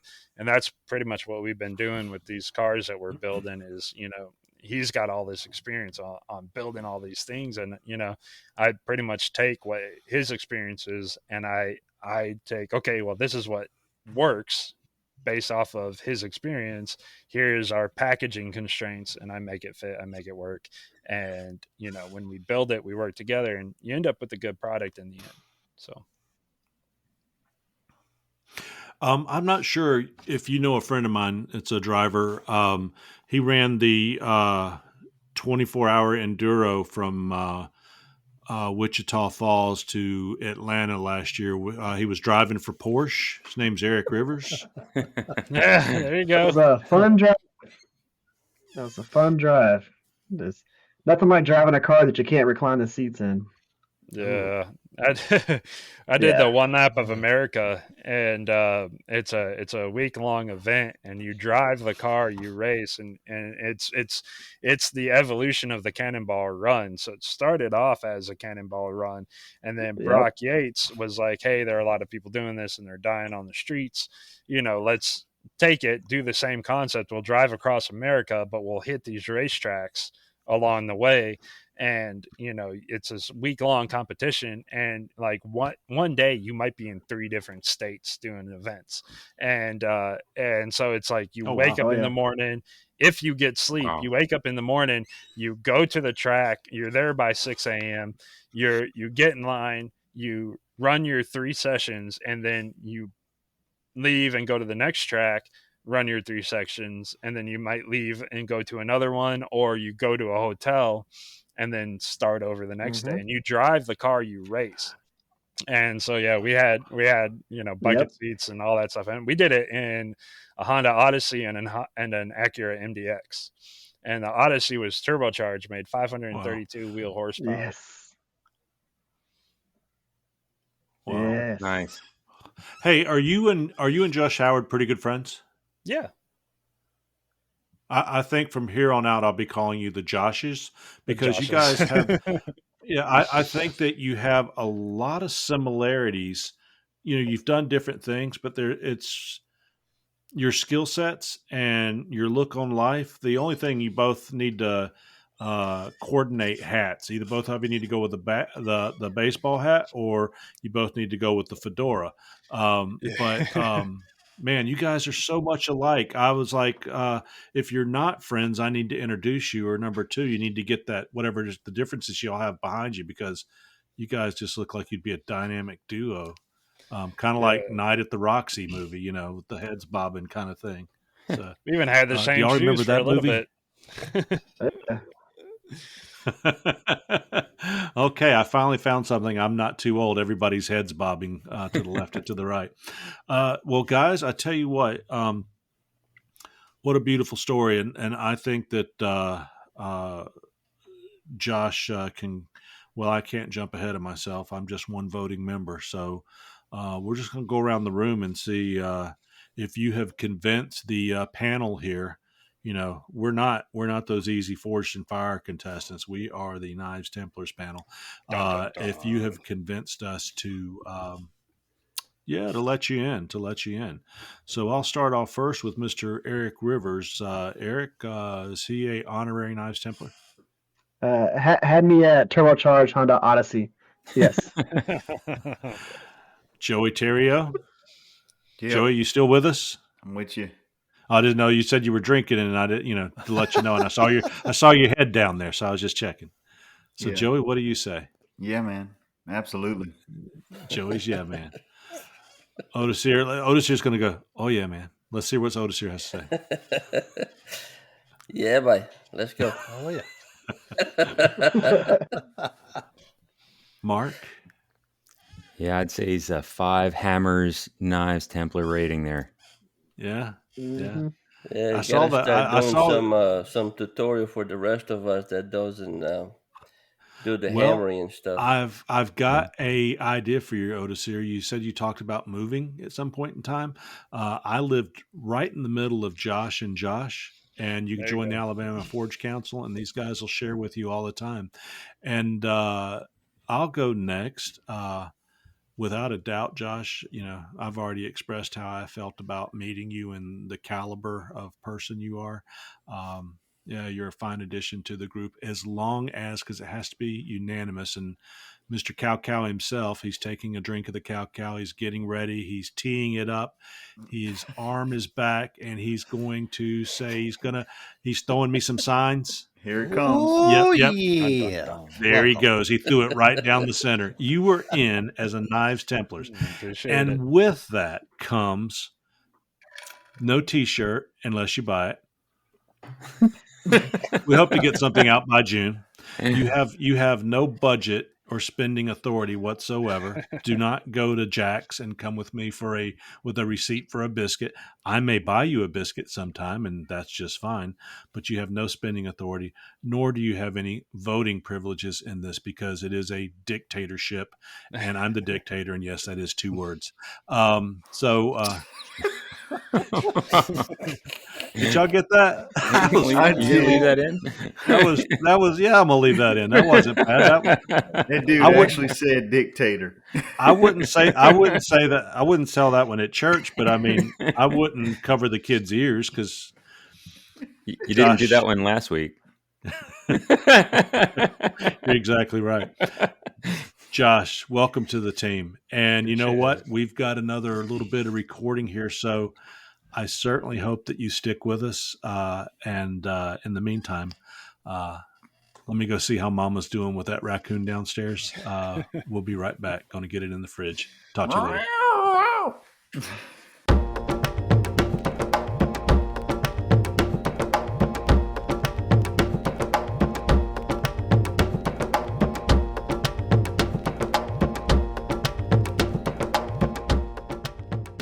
Pop's Knife Supply was started 40 years ago and is owned by 4 professional knife makers. Andy Roy of Fiddleback Forge, Alan Searles of W.A. Searles Knives, Joey Berry of J.B. Knife Works, and Dirk Lutz of Dirk Lutz Knives make a great team of owners carrying on the traditions and business started by James Poplin. Over 4 decades in business is a testament to the best customer service with same-day shipping on weekdays. Pops only charges actual shipping, and any shipping differences are refunded on your orders. Everything you need to make knives, from grinding, steel, pin stock, heat treating, and more, can be found at Pops. Visit them at popsknife.supplies. And now, back to the show. All right. She actually, Josh, welcome back, guys. She actually has skinned it out for me. I tell you what, from a girl from New Jersey, you give her a switchblade and, there's amazing what she's learned once she came down to Alabama. Her family's from Baltimore, so you'd never know she grew up in New Jersey. Her accent's, and I met her in North Carolina. So she's pretty, even keeled accent. You wouldn't know where she's from, but my goodness, I tell you what, she can skin I told her you're going to make me a hat. So just, I'll bring it down to you next meeting. Deal. So anyway, she left the head on, so I do want the teeth in it. Ooh. Yeah. A little challenge. See what you can do with that, engineer man. Yeah. And I'm sure anything you touch is excellent. So guys, let's move it on. And by the way, go out and visit our buddies at Pops, because they do so much for our industry. Hey guys, I hate to jump right back into it, but this isn't an advertisement. But I'm going to let you listen to my friend Jason Fry, because not only has he got a great book that's got hundreds of tips in knife making, out of the goodness of his heart, he's going to share one with us right now. We'll be right back. Hey, this is Jason Fry. Today's tip comes from my book, Knife Making Hacks, on page 46. It has to do with eyesight. So let me tell you a story. Once upon a time, I tried out for a knife making certification, and I spent a lot of time working on those knives and tried to make them good and clean to the best of my ability, and I failed that test. And one of the reasons I failed, there were several, but one of the reasons I failed is that I couldn't actually see, but I didn't know that I couldn't see. So as I record this right now, I'm wearing reading glasses. At that time, I did not know that I needed glasses. So tip number 47 in my book says that your eyes are probably not as good as you think they are, and they only get worse as you get older.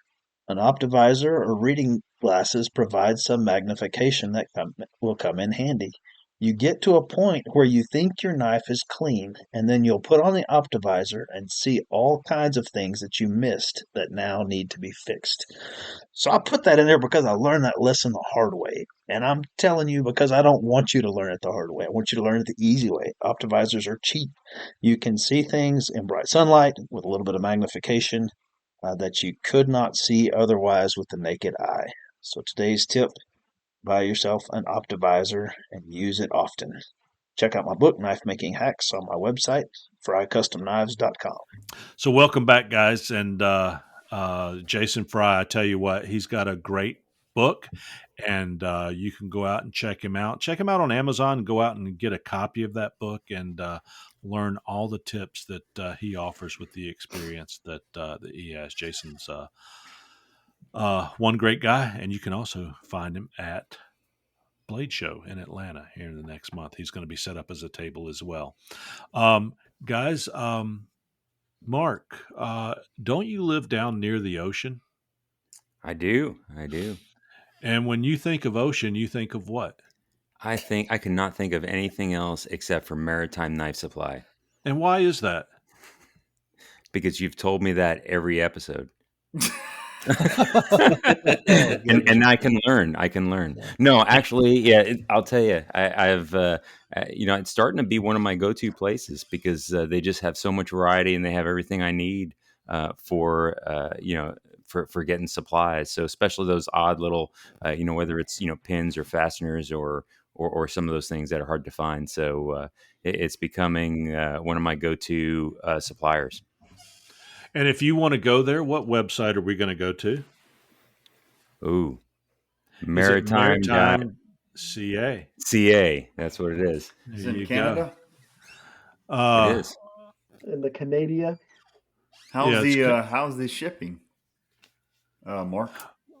Yeah, so last time I think I got shipped, and I think it was a little bit less than a week, maybe a week. Yeah, but they don't use ships. They use postal service like everybody else. I know it's maritime, but they're using the postal service, UPS, and all that. That's what I said. I asked him how the shipping was.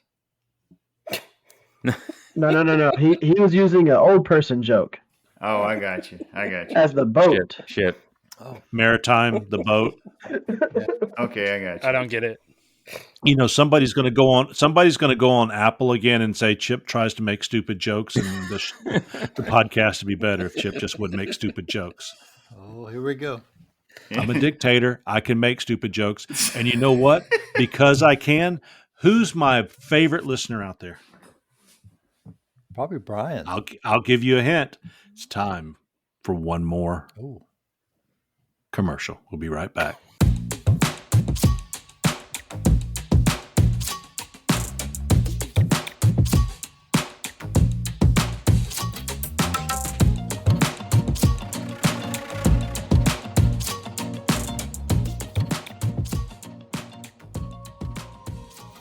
Oleg Bashevik has been making stabilized wood and other supplies for knife makers for almost a decade.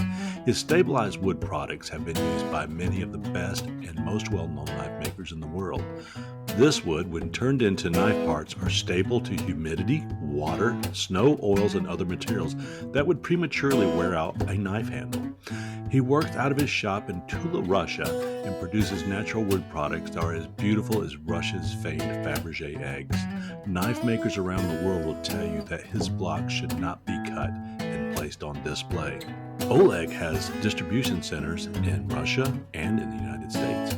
He's shipping right out of the Philadelphia, Pennsylvania area, so if you're looking for something in the States, you can have it in just a few days. I guarantee you'll be excited to get your package that comes wrapped beautifully, already polished, so that you can see the most beautiful grain and colors that he impregnates into each piece of wood. You can find Oleg not only on Facebook, but you can also find him at knife-wood.com. That's knife-wood.com on the internet.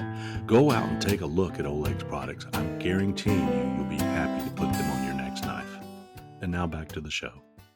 So, for our one listener, welcome back, guys. For our one listener out there that says we have way too many commercials, guys, I know I pinched them in here to the middle a little bit, but just wanted to make sure I get them out there because these folks that support us are wonderful, including Maritime Knife Supply.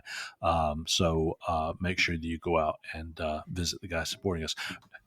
Enough commercials, guys. You ready for some questions? Yeah, let's do it. Yeah, we're ready. Yeah, Josh, you ready for a question? Yeah, man. All right. We've got another expert on here tonight. This is actually a very good one. This is on blade design, and it says, It's been said that good designs and makers evolve. And I think that's kind of what Josh was saying tonight, how he's evolved. And certainly I've watched Joey and Eric and everybody just evolve. Even when I saw Eric's knives, 3 years ago making them, I was like, man, this guy is good. And then I look at him today, it's like, man, this guy is great. And and back then you were great too. It's just you've continued to evolve where you raise your own bar. And that's for each of you. Otis, you just always been great. Everything I've seen you, I never saw it I never saw you make a bad knife. I've ever seen you seem as great. I haven't But posted them. there you go. So that reminds me, I saw a funny today that somebody said, I want a knife, but I'm not going to pay more than $50 for it. And the guy responded back, yeah, okay. So they had a picture of a prison shank, so I thought it was funny. So anyway, I didn't have any perceptions about design, and I obtained the only suitable knife making material I could find and went to work grinding on it. I thought there was no thought as to knife proportions or design principles. So let's talk about knife design, guys. And this is actually a question that came in from a gentleman named Zach. And so he says knife design's evolved. He really didn't know what he was doing getting into it. His perception really wasn't there. He just got a bunch of materials together and started doing it. So let's talk a little bit about proportions and what you guys think about when you're making and designing a knife. I'll leave it to you guys because I'm not as good as you when it comes to this. Well, since everybody probably has a better answer than me, I'll start, and it can only go up from there. I think most of the time for me, it's that, the first thing you have to think about is what's the function of the knife, right? I mean, you Chip, you made your turkey, what was that knife you made for skinning the turkey?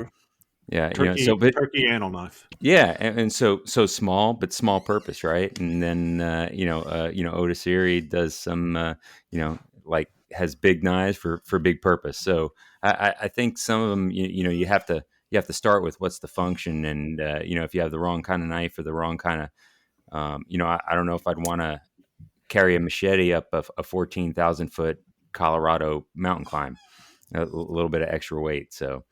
I think you just gotta, start with the purpose in mind and then work from there. Or the I don't know, whatever that horror movie knife that Eric is holding up. Eric's holding up something that he uses. Yeah, Eric's holding up something he uses to chop cinder blocks in half. That's right. I think I read something where chickens were involved. Oh. Was that you, Chip? You wanted to know if that thing could chop a chicken? Yeah. And yes, it can, absolutely. I'll put my 2 cents in on the knife profiles and stuff like that, because whenever I first started making knives, I just based them on what was simple enough for me to be able to make within my wheelhouse.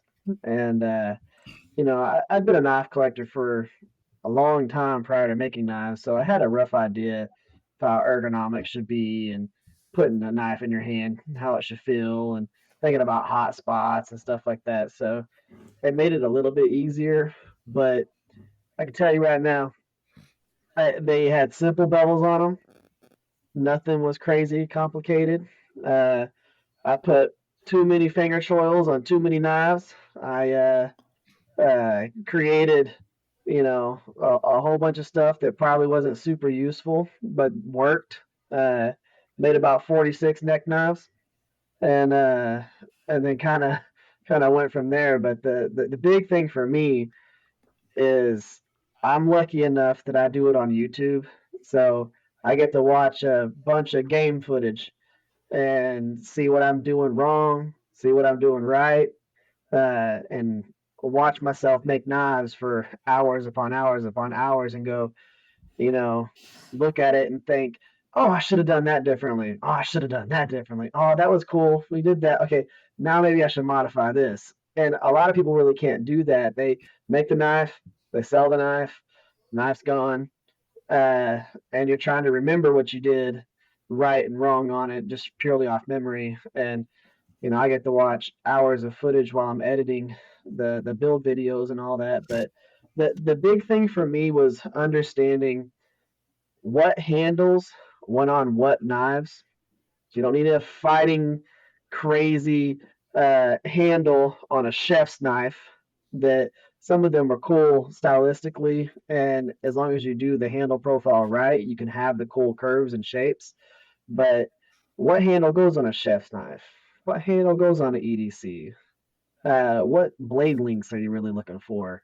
When would you use a Scandi grind or a saber grind or a full flat grind? Are you planning on the knife being able to strike a ferro rod? What type of knives would you use for that? What creates better sparks on ferro rods? There's a lot of stuff that goes into it. And I'd say if you're going to design a knife, make the knife, use it yourself for a while, and then go, okay, that's a good profile. That's something that works. And then kind of go from there. The hard part is if you just create nothing but one-offs, it's really hard to perfect something. And I suggest people make a little bit of batch knives, make 4, 5, 6 of the same knife, and get your consistency down. But the big thing is again putting it in your hand, try it out, and don't be afraid to look at other people's knives. Don't think that you're not allowed to look at Google and go, oh, okay, that's what they're designing for these particular things. Look at everybody's stuff. You're not copying anybody. Nobody's made the most unique knife ever. Everybody's made that knife 12 times. Exactly. Yeah, with that said, right? I was just thinking a little bit, and from the beginning of time when we started using knives, it has a particular purpose and a particular shape and design that is what we understand as a knife. You can grab a knife that was made 2,000-3,000 years ago. You see it in a museum, and you see it's a knife, right? It may be a double edge, it may be a dagger or something, but you can clearly understand that it is a knife, even those that were flint napped, right? Stone made knives. You can see that it is a knife. Um, what we do today is nothing unique, like you said, Eric. Every knife that it is have been made already several times, so there is nothing unique. What is unique, I believe, is the way each of us um, put our own little spin, our own little finish. The materials that we use for the handle and sheaths and everything, right? But the main basic design for a knife, I mean, it's been out there for millennia. So, we had this conversation before where, oh, you copied this harpoon fin from this guy. Get out of here. That's been out there for very long time already, right? So don't. And the same thing that Eric and I saw at Blade Show.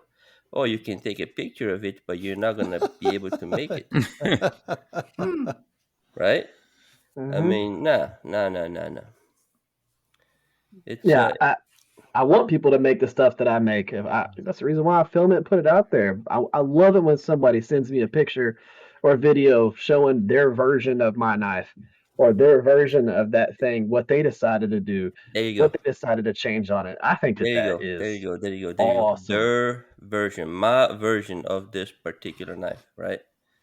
And that's what it is. I mean, the main design is already there. Yep. Yeah, I think that if you actually go around and look at different knives that you find attractive as far as like design goes, find aspects that you like, and you can take those and blend them to different things, and some you'll find that some things work well together and some things don't, and like the only way you're gonna know is to do it and use it. Yep, make it. Make the knife, use it, Make it. and Yep. if you like it, great. if you don't like it, or you're like, it looks cool, but it's not super practical, like one of the, like, oh, I need to move this facet of the handle forward or backwards, or it needs to be wider, it needs to be thinner, or whatever, like, just make it. Like, don't worry about, don't kill yourself with the details up front. Just make something that you find attractive and cool, and then use it and figure out if it's useful or not. And if it's not, make those adjustments that you need to make. And next thing you know, you're going to have your own style too. Like, there are so many people that worry about developing their own style, but it comes naturally. Like, you're going to make the stuff you like. And, that may mimic somebody. It probably, more likely than not, will mimic somebody, because there's only so many ways you can make a knife, right? But at the same time, you do something, and like, those aspects will show through because you have a design preference that stands out to you as a person. Make the knives, figure out what you like and what you don't like, and boom, there's your style. Like, don't overthink it, just make knives. Yep. So what you're saying, if you like it, keep it. If you don't, sell it. Always sell them. Always sell them. Yeah. Don't keep them.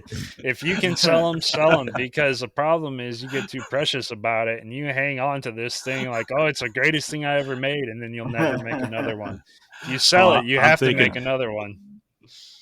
I'm thinking, I just made this knife with a 5-inch blade and a 2-inch handle. I don't like it. I'm going to sell that one.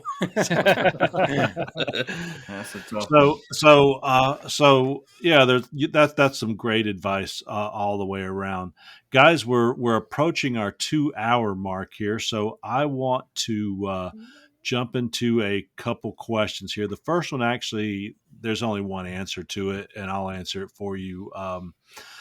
Otis here, fist blades, and I guess a name, fist blades. This is an appropriate question for them. They say, if you had to make a knife as a weapon, what design would you make?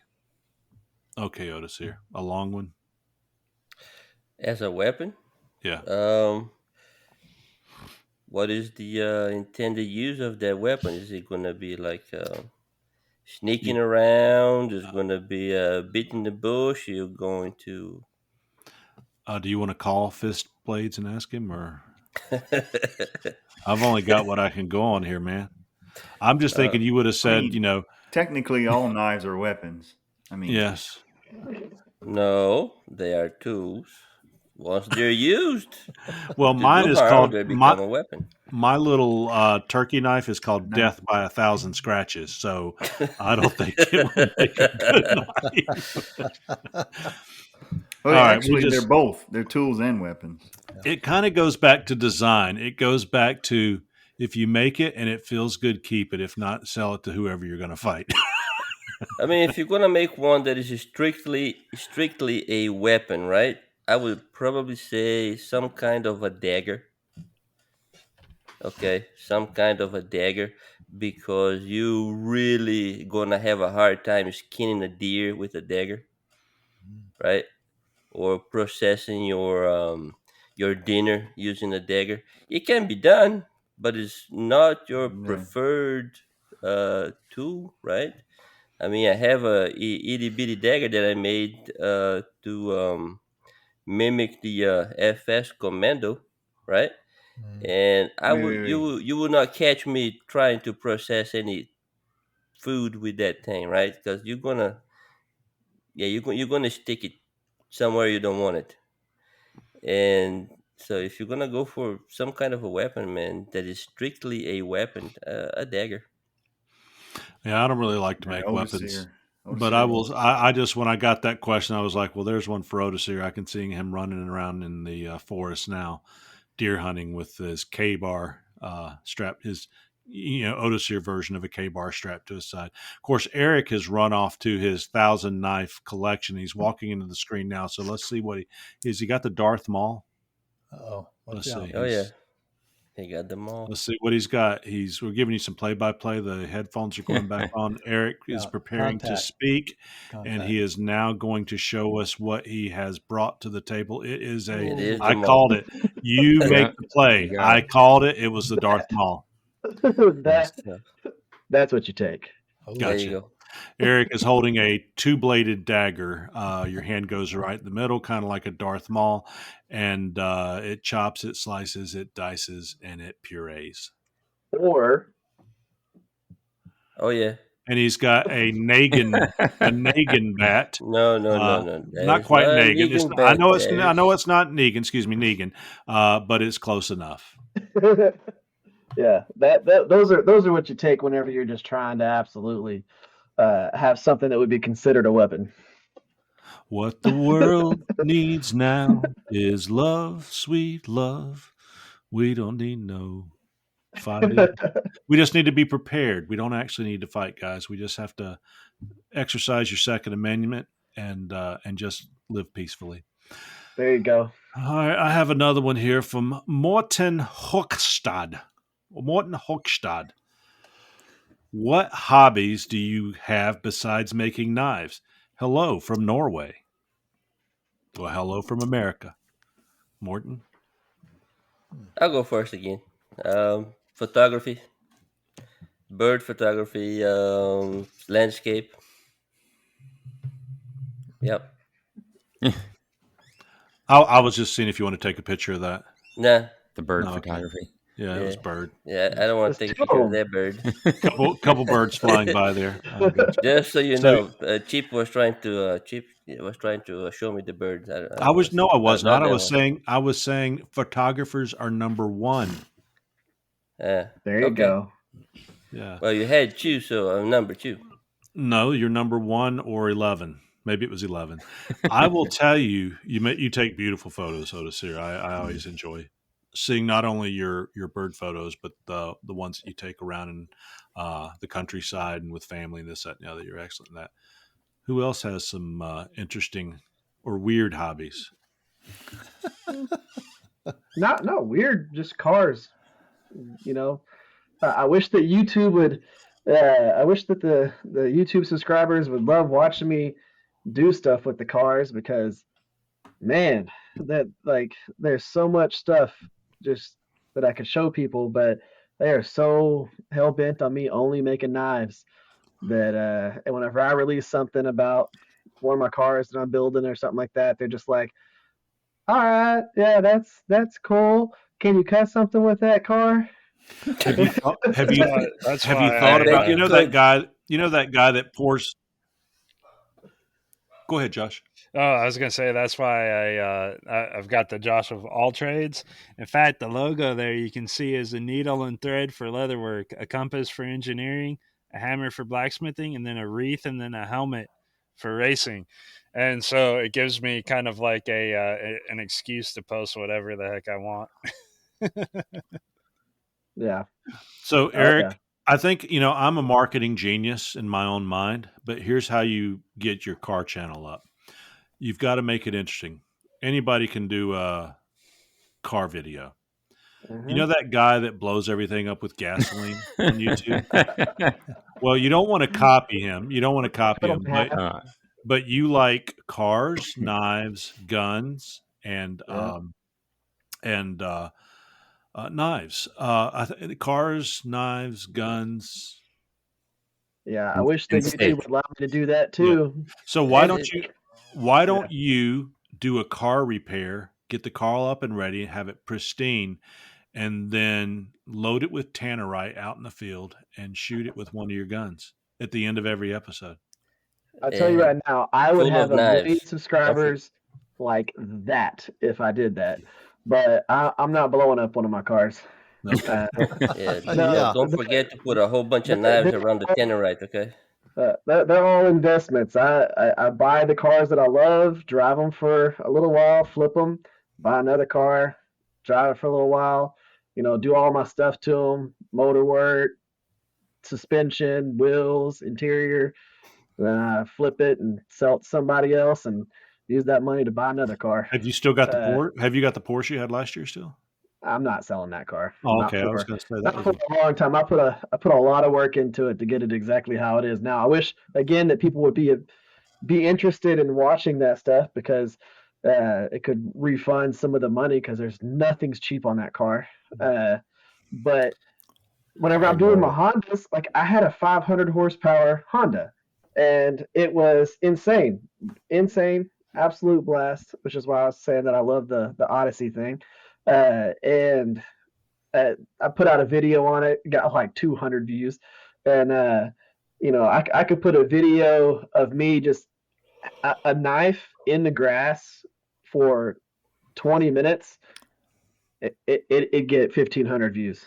Have you thought about? I've got another great idea with you. Have you thought about eating ghost peppers while you work on cars? Because that tends to have a lot of videos. Yeah, good idea. Yeah. You can learn a lot. I'm just gonna start making knives in cars. You could make knives in cars. There you go. There you go. Just set my 2x72 in the passenger seat. Yep. When we put a think tank together, look what we come up with. Who else? Anybody else got any interesting hobbies?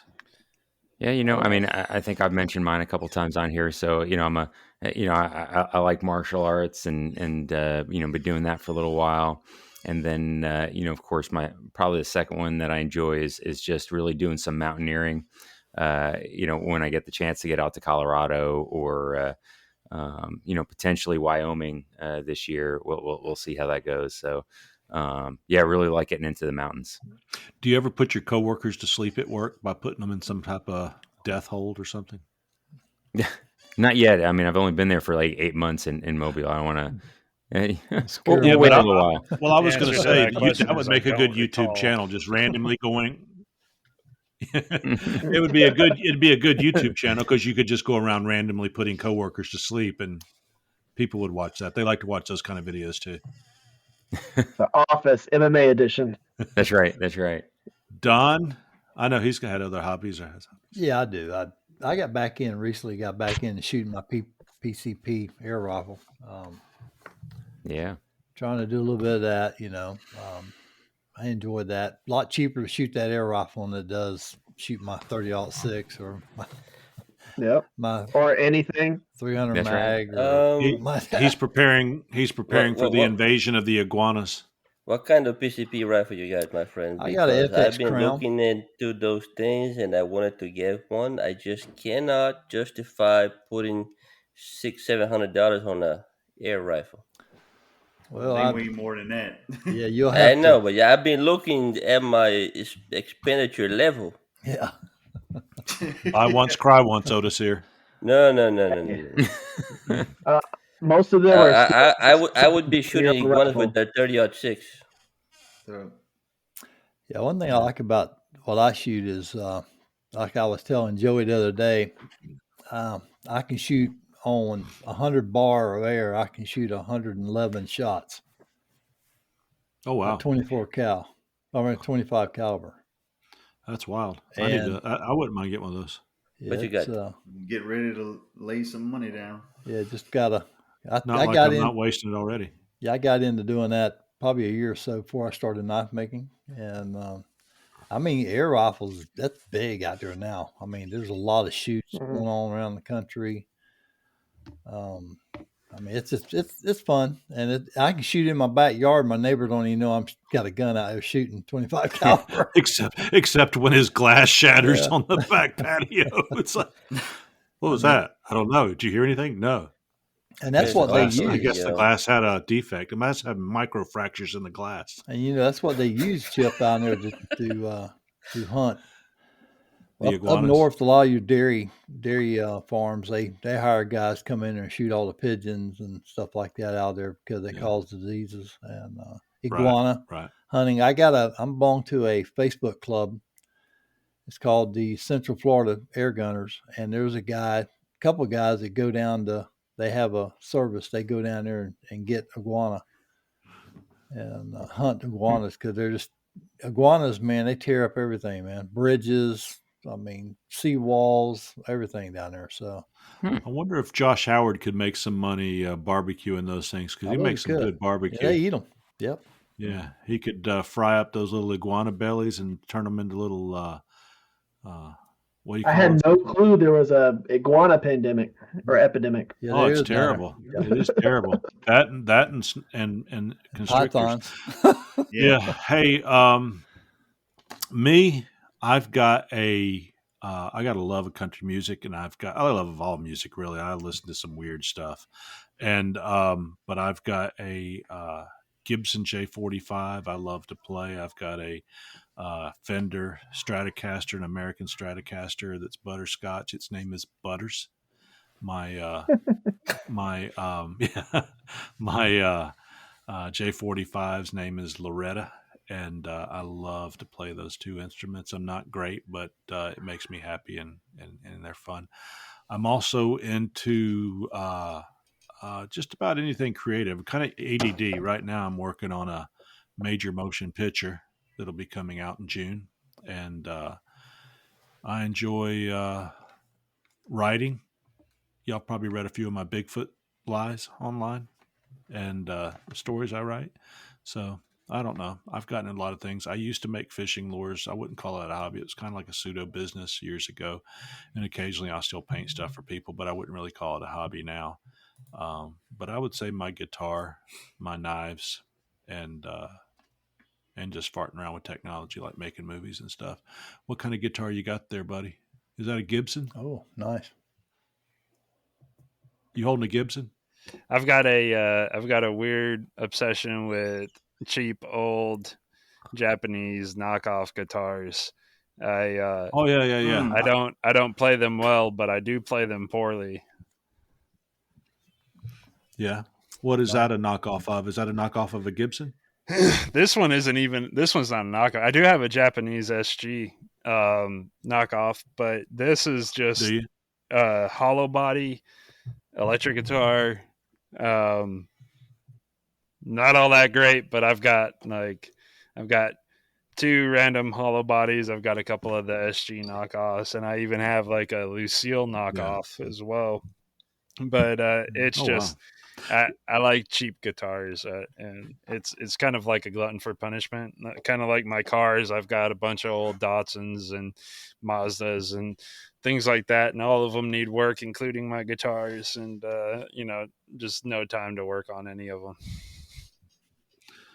Well, Josh can do the barbecue. Howard can do the barbecue at next year at Batson's, and you and I can get up on the stage and play a lot of what do they call riffs? Our band will be called the Riff Masters. How's that? Yeah. I don't think we're gonna break any records anytime soon. Joey, you've got to have some hobbies out there. You've been sitting there quietly. Let it loose, brother. Yeah. Food. Hunting and fishing. I do a lot of hunting, a lot of fishing. Probably most of you don't know. I shoot competitively. I reload. I didn't know that. Sweet. What else? That's about it. What do you reload typically? Like, what are your rounds that you're? 9mm, 5.56, 308 Winchester, 6.5 Creedmoor, 30-06. Now, here's a fun fact or a fun thing for you. Are you loading to shoot? Are you loading to particular yards or anything like that, or are you just loading standard? So I load 9mm in high volume. I have a Dillon XL 750 progressive press. Mm-hmm. Yeah. So I load that. I can load 1,000 rounds of 9mm probably in 40 minutes. Wow. If the press is running real good, which I've upgraded a lot of stuff on it. So it runs pretty good. But rifle rounds, you don't want to load that fast. I mean, you can reload 5.56, but typically rifle rounds you're reloading for precision. Yeah, that's what I'm talking about. Are you actually loading it for a specific amount of distance or anything like that? Are you actually with rifle rounds? rifle rounds, you're looking for a particular muzzle velocity that you want to achieve, and so they they make reloading manuals, and you'll follow the SAMI specs for the particular powder you want to use and the bullet you're using. And so when I got into 6.5 Creedmoor reloading, because of the design of the case, these guys were loading these really skinny long bullets in it, and they there's so many aspects of reloading. But anyway, there's you can play with the ogive, your cartridge base overall length from the ogive where the bullet meets the lands, and then back away your bullet from the lands, which gives you more volume in your case, which ultimately gives you more powder. And so I've played with that a lot in my 6.5 Creedmoor, but I've shot my Creedmoor out to 1,000 yards. Nice. Wow. Yeah. And go ahead. I've been doing a 300 blackout, going from the actually, renecking them, doing all that stuff. So going out collecting brass for 223s, and then actually reloading them in 300 blackout. So going through the whole process. Yeah. So you're necking them up. Yeah. Yeah. It's a fun process, and it saves a lot of money because you're looking at $1.50 a round on 300 blackout if you're actually getting brass rounds and everything. I tell you what, 300 blackout is something I built all my ARs that I have, and 300 blackout is something I want to build. It's a very, very versatile round. The round was designed for close quarter battle, CQB, but just the broad range of weights that the round has, it's what's really appealing to me. And so I'm probably gonna end up building an upper for it and trying to play around with it. Do it. I've done a lot of those. I'm working on a pistol right now, set up for one, and they're good. Yeah, and use it subsonic with a can. Yeah. I have a 30 cal can, so I just use that for my 6.5 Creedmoor and all my 30 cal, even my 5.56, which I find my 30 cal cannon versus my 5.56 can, the 30 cal can, I guess because of the volume inside of it, it's a little more suppressed. It's a little bit quieter. Yeah. Because even the Doppler radar I have when I chronograph it, you can even tell how the decibels, the difference between the two. But so yeah, that's most of my hobbies. I could sit here and talk about them for hours. Oh yeah. Well, I tell you, Josh, I know he's got a hobby of he likes to make guillotine fuller's tools for anvils, hardy hole tools, or sometimes he'll make a spring one, and he loves to make them and give them away to folks. So, Josh, I need one with a 1 inch to fit in a 1 inch hole. So next time you make one as a little hobby there and looking for someone to give it away to, just let me know, and I'm your man. Yeah. And with that being said, guys, we have hit the 2 hour mark, 2 hours and 15 minutes recording, but probably 2 hours mark by the time I take away all of my spoken typos. But hey, guys, I want to let you know it's been another great episode. Maybe we'll stick around for a little bit of post show, but to let everybody know that if you have questions, comments, product reviews, show and guest ideas, we want you to subscribe and email us at the Knives Templars at yahoo.com. You can DM us on Facebook at the Knives Templars Podcast Scoop, and you can also visit us at knivestemplar.com to stay up to date with everything that we are doing. We are sponsored by the Rivers Experience, Last Blade Standing, We're waiting for them to come out hopefully soon with a season 4. Knife-wood.com. Go look at Otis Sears wood. He's willing to show it to you.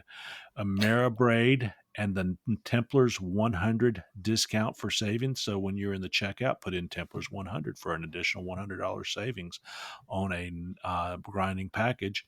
Majestic Forge, some great forges. Byford's Guns here in Hartselle, Alabama. Pop's Knife Supplies, Maritime Knife Supply, and our friends at Phoenix Abrasives. And you know what? If you put in Templars 10, you'll get 10% off your order there. We are available on iHeartRadio, Spotify, Apple Podcast, Google Podcast, Anchor, Amazon, and Castbox. Got some great resources for social media. You can go to TRE Workshop on Facebook. That's Eric Rivers' group out there. Got over 1,000 members, and it's a very active, wonderful group. You can also tee up and head over to the Knives Templars podcast group on Facebook. We would also love to see you there. And I'll remind you, if you want to get in touch with us, just send us an email to the Knives Templars at yahoo.com. And guys, that's all we've got for now. And this is the part in the show where we say ta-ta for now and good night. Say good night, guys. Good night. Have a safe good night. Hey, good night, everybody. Have a good week. Good night, John Boy. Good night. We'll see you on the next Hey, episode. Josh, good to have you, man. Yep. Yeah. Appreciate it. Did Josh say good night? Josh, I thank did. you, man. Yeah. Did Appreciate Josh say y'all. good night? You said your mother's listening though, right? Probably. You can say good night, Mom. Hey, good night, Mom. Good night, There Mommy. you go. Good night, guys. See you on the next episode. Bye. Bye. Tranquility Base here. The Eagle has landed.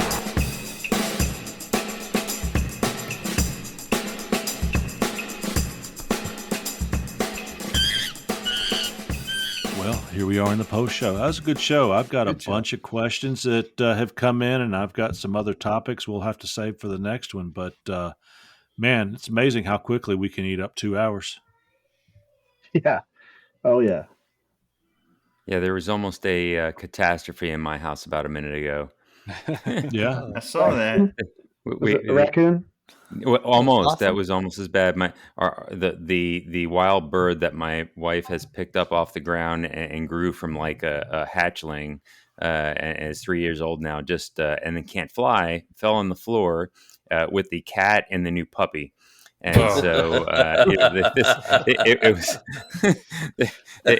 was going to be a bad. It was going to be a bad night here. So. But apparently the wife moves really quick when that happens. So, I got to take note of that. So you rescued a bird. You rescued a bird 3 years ago. Yeah, a bird fell out. So in the horse stall, right? We have horses, and Right. There was a bird had a nest above the stall, and one of the hatchlings, like 2 days old or something, fell out onto the floor, and so she picked it up and brought it home to feed it. And I named it Squishy because it was almost squishy, right? And then, amazingly enough, so I didn't think it was going to live. She nursed this thing back to health, grew it into a bird, and then, of course, they couldn't release it because it's too domesticated at that point. But so she bought, it's kind of like you get the fish at the fair. And so now we have had a bird for like 3 years. So where does Squishy live? In like a bird cage? Yeah, it's a house sparrow. Do you clip the wings, or it just doesn't know how to fly? So we did clip the wings for a while, and then what we found out is that if it lives in a cage and the wings hit on a lot of stuff, so it bites, it clips its own wings. Oh, I was going to say, because if the bird, you don't do anything and it can't fly, I would just name it Special K. Yeah, that's right. It's definitely got some issues. No, that's kind of a cool story. So it's a house sparrow. Yep, house sparrow. Yeah. But was I it don't know a what it regular is about sparrow to birds. begin with, and then it became a house sparrow, or It's both. It's the breed. It's actually an invasive species kind of breed, right? It's that one of those ones that kicks the eggs out of other nests and tries to It's like a take over. That's like a what is that?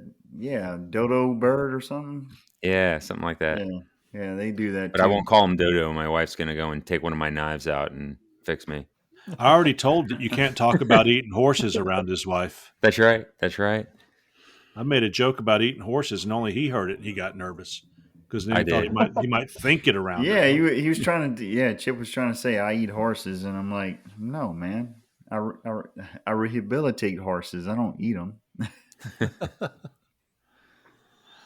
Yeah, I'm looking at this house Have sparrow you ever here. tried a horse? What's that? Have you ever tried a horse? No. Odisir, let us know tell us the story, Odisir. No, I'm just asking, curious, Have you ever had horse, What is Odisir? the leather from horses I is believe shell so. Cordovan, I believe. I believe so. Long ago, yeah. I thought it was fine Corinthian leather. I guess I'm too old, Don. They don't understand what fine Corinthian leather is. Fine Corinthian leather is nothing. It's fake leather they used to sell in the 70s for Dodge or something. The car has fine Corinthian leather. Oh, It just had plastic seats. It's like corduroy.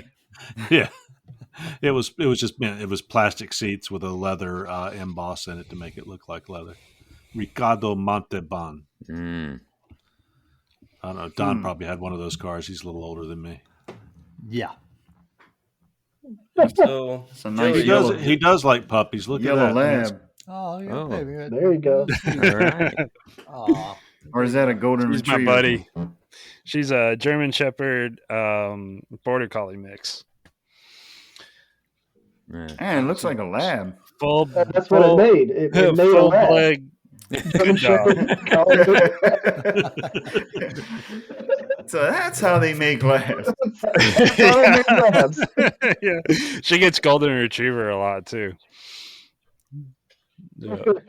So, Josh, what is this room you're in? I see all this cool. Do you have a wooden ceiling and wood walls, or? Yeah, our house is actually a cabin, and the people that built it, that we got it from, they built it. Like the chinking in the logs is actually like the wife of the guy that built the cabin. She put that chinking in with a spoon, like a kitchen spoon, and she did all of the logs. Everything. And my wife and I, we have a small farm that we run, and it's 30 acres. We've got 2 dairy cows, and we've got our first meat cow, and then we've got chickens and quail, and we've got a garden and all of that fun stuff. And we found this place because it had an awesome shop. Well, just so you know, I've been, YouTube can take you funny places. I've been watching Nate the Hoof Guy for several months. So with your dairy cows, I can go through and take care of any white line defects, abscesses. I've got the aspirin powder that I can, and I've also got the wrap to wrap their feet. So, Perfect. And I've got a grinder. I just have to get the attachment. So you have any lameness, you let me know, and I'll be over to fix it. Well, What about the we little got pads, our cows on pasture. They have no hoof problems, thankfully. Yeah, I know that from Nate the Hoof Guy. Your pasture cows should be just fine. But if they ever pick up a rock and go lame, I'll call you. can call me and I'll try it for the first time. I'll see how I do. It'll be the first time, but we'll see how it turns out. Those videos are cool. They're crazy. Hey, they are pretty cool. They're addictive. Yeah. Now, wasn't it you that's got like 1,000 tomato plants to give away? To sell, yes.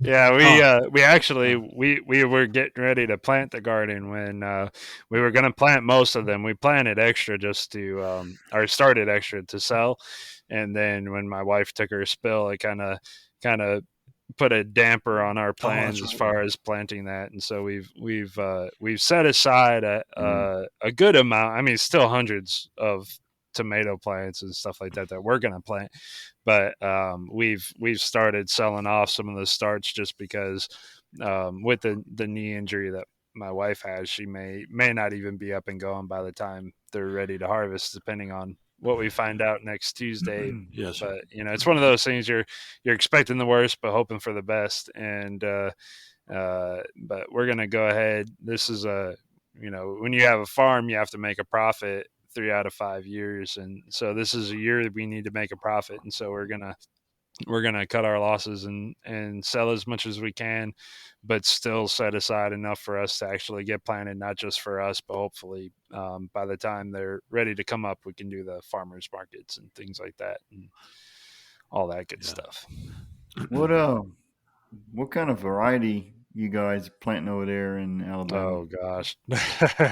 Well, I don't know if it'd be easier or harder to tell you what we're not planting, but we do a lot of like heirloom varieties. My wife loves all the different varieties of tomatoes. We've got purple ones, we got pink ones, we got blue ones, black ones, red ones. I mean, they're all over. We got green ones. You know, I mean, it's all sorts. You plant both types and intermediate and determinate. Yeah, we do both. We've got a different range of each that that are determinate and others that are indeterminate, and also peppers. And we were gonna start a bunch of herbs, but we didn't get to that. But well, I saw that. I went and planted I plant just like you. I'm a farmer. I've got a garden that's about 15 by 15 feet, and I went to Walmart and and Lowe's and bought my plants this year, and at the farm supply they've got there, and they wanted like $5 a plant.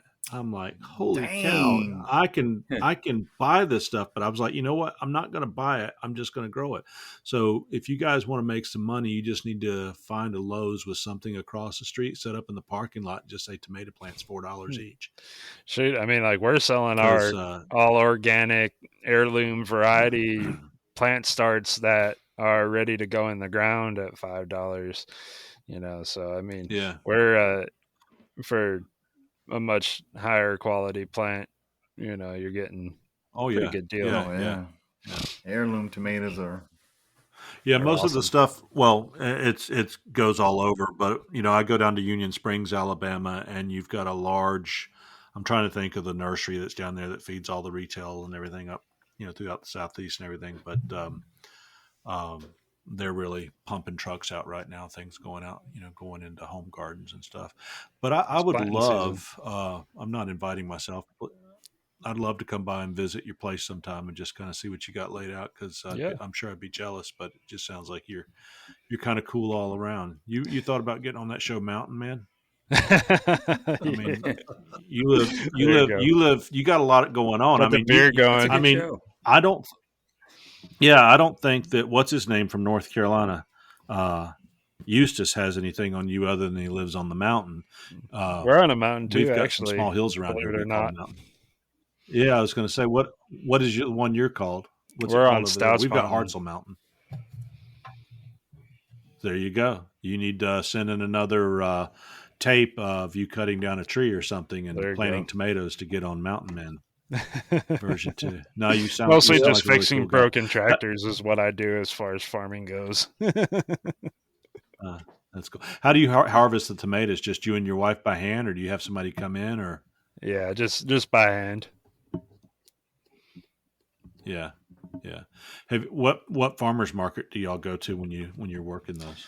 So we've got the Festal Marketplace in Cullman, but we also are going to, provided that we have stuff this year, we'll be going to Pepper Place Market. I'm actually that's down in Birmingham, and I'm actually going to be doing a knife making demo at that farmers market. It's one of the larger farmers markets in Alabama, and it'll be neat. We were talking to the lady that runs it about our farm, and then got into talking about like, oh, we have a whole street dedicated to just like craft work, and I'm like, oh well, I make knives, and was on Forge of Fire, this, that, and the other thing, and they're like, oh, would you want to come do a demo? And so the weekend after Blade Show, I'll be doing a knife making demo in Birmingham, so that'll be pretty cool.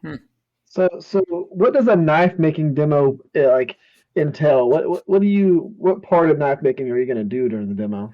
So with this, it's it's about like maybe about 45 minutes. So, Yeah. I mean, there's 45 minutes. There's only so much you can do. So pretty much what I'm going to do is the part that everybody likes to watch. I'm going to take a bar of steel, and I'll probably forge out just a, essentially forge to finish, kind of brute to forge style knife. If I have time, which I probably won't, I was debating on taking a grinder and just putting bevels on it to kind of like finish the knife, but I'll probably just go through. There's another Forge and Fire contestant that's going to be there. They do like a question and answer thing, and so while I'm forging, they'll be asking questions, and then he and I'll kind of field them as we go, and then in the end I'll have something that they can kind of pass around. And I was playing around with like 5160 round bar, just doing like a integral handle brute to forge style knife. Yeah, I think that'd be cool, and you could do something real simple with that. I've thought about doing that for local farmers market stuff here, and we have a big gun and knife show that happens in my town, and I've thought about doing something like that. But yeah, I'll just let a you know how cool this one brute to goes. forge integral handle. Yeah, I'd be interested in that. And what you're able to get done in the time that they allot you. I'd be interested in talking with you about that. Josh, you see us all sitting here laughing, and I don't. Just so you know, it goes like this. Mark has sent us a picture of his little, let me see, house sparrow, and then Otis here says, "I think they're tasty." I hear they're tasty. Donald says he's laughing. I say they taste like bald eagle. Donald laughs. Joey laughs. Otis here's laughing. He said he never had, and then I sent him this picture of the bald eagle, and then Julia Childs holding up a eviscerated bald eagle that she's eating, and then we go laugh, laugh, laugh. There's some monkeys laughing, and then Otis here says he's thinking about eating bald eagle. So there you go. Just so we didn't want to, as a Templar, we didn't want to keep anything from you. There you I go. thought I sent it to the green room. I guess I sent it to the wrong Definitely one. not the green room. You sent it to the, we have a private chat, Josh. A super secret message. Yeah. It's for business and stuff. They turn in their expense reports and stuff, and I reject them. There you go. You will get a shirt and nothing else. Now leave me alone. Brought to you by PORKHouse Productions. Oinky oinky oinky. Hey guys, what was your source of inspiration when you first decided to make knives? Many go to the books and also some go to the web, but many also head to YouTube for videos. Well, we are fortunate enough to have Eric Rivers from the Rivers Experience as a co-host on the Knives Templars. But you know what? He's also a sponsor, and I tell you, 27,000 followers can't be wrong in following his skilled and educational regular videos that teach the fine arts of making beautiful knives. I know because I'm a subscriber to his channel, and I learned at my pace and without making those mistakes by walking in the dark regarding knife making. Be sure and check out his channel, The Rivers Experience, on YouTube, or his website at theriversexperience.com. And now back to our show. Looking for a brand new or used firearm in or around Hartselle, Alabama?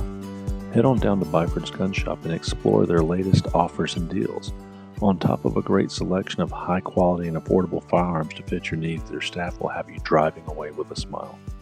Byford's is a third-generation business that has been serving customers since 1971. Started by Joe and his father Ernest, the business continues to prosper well into the 21st century with Jeff Byford's knowledge and leadership. With brands like Benelli, Glock, Sig Sauer, and many others, you won't go wrong. Also check out their large selection of AR-15s and hunting rifles in many calibers. Byford's carries ammunition, special installation service, knives, accessories, transfers, and customer service that's second to none. Stop in and see them at 510 Main Street West in Hartselle, Alabama, or like them on Facebook at Byford's Gun Shop. Their team can be reached at 256-778-3111. That's Byford's Gun Shop, where they go the extra mile to satisfy your shopping experience. Head on over today. They'll be waiting for you with friendly faces.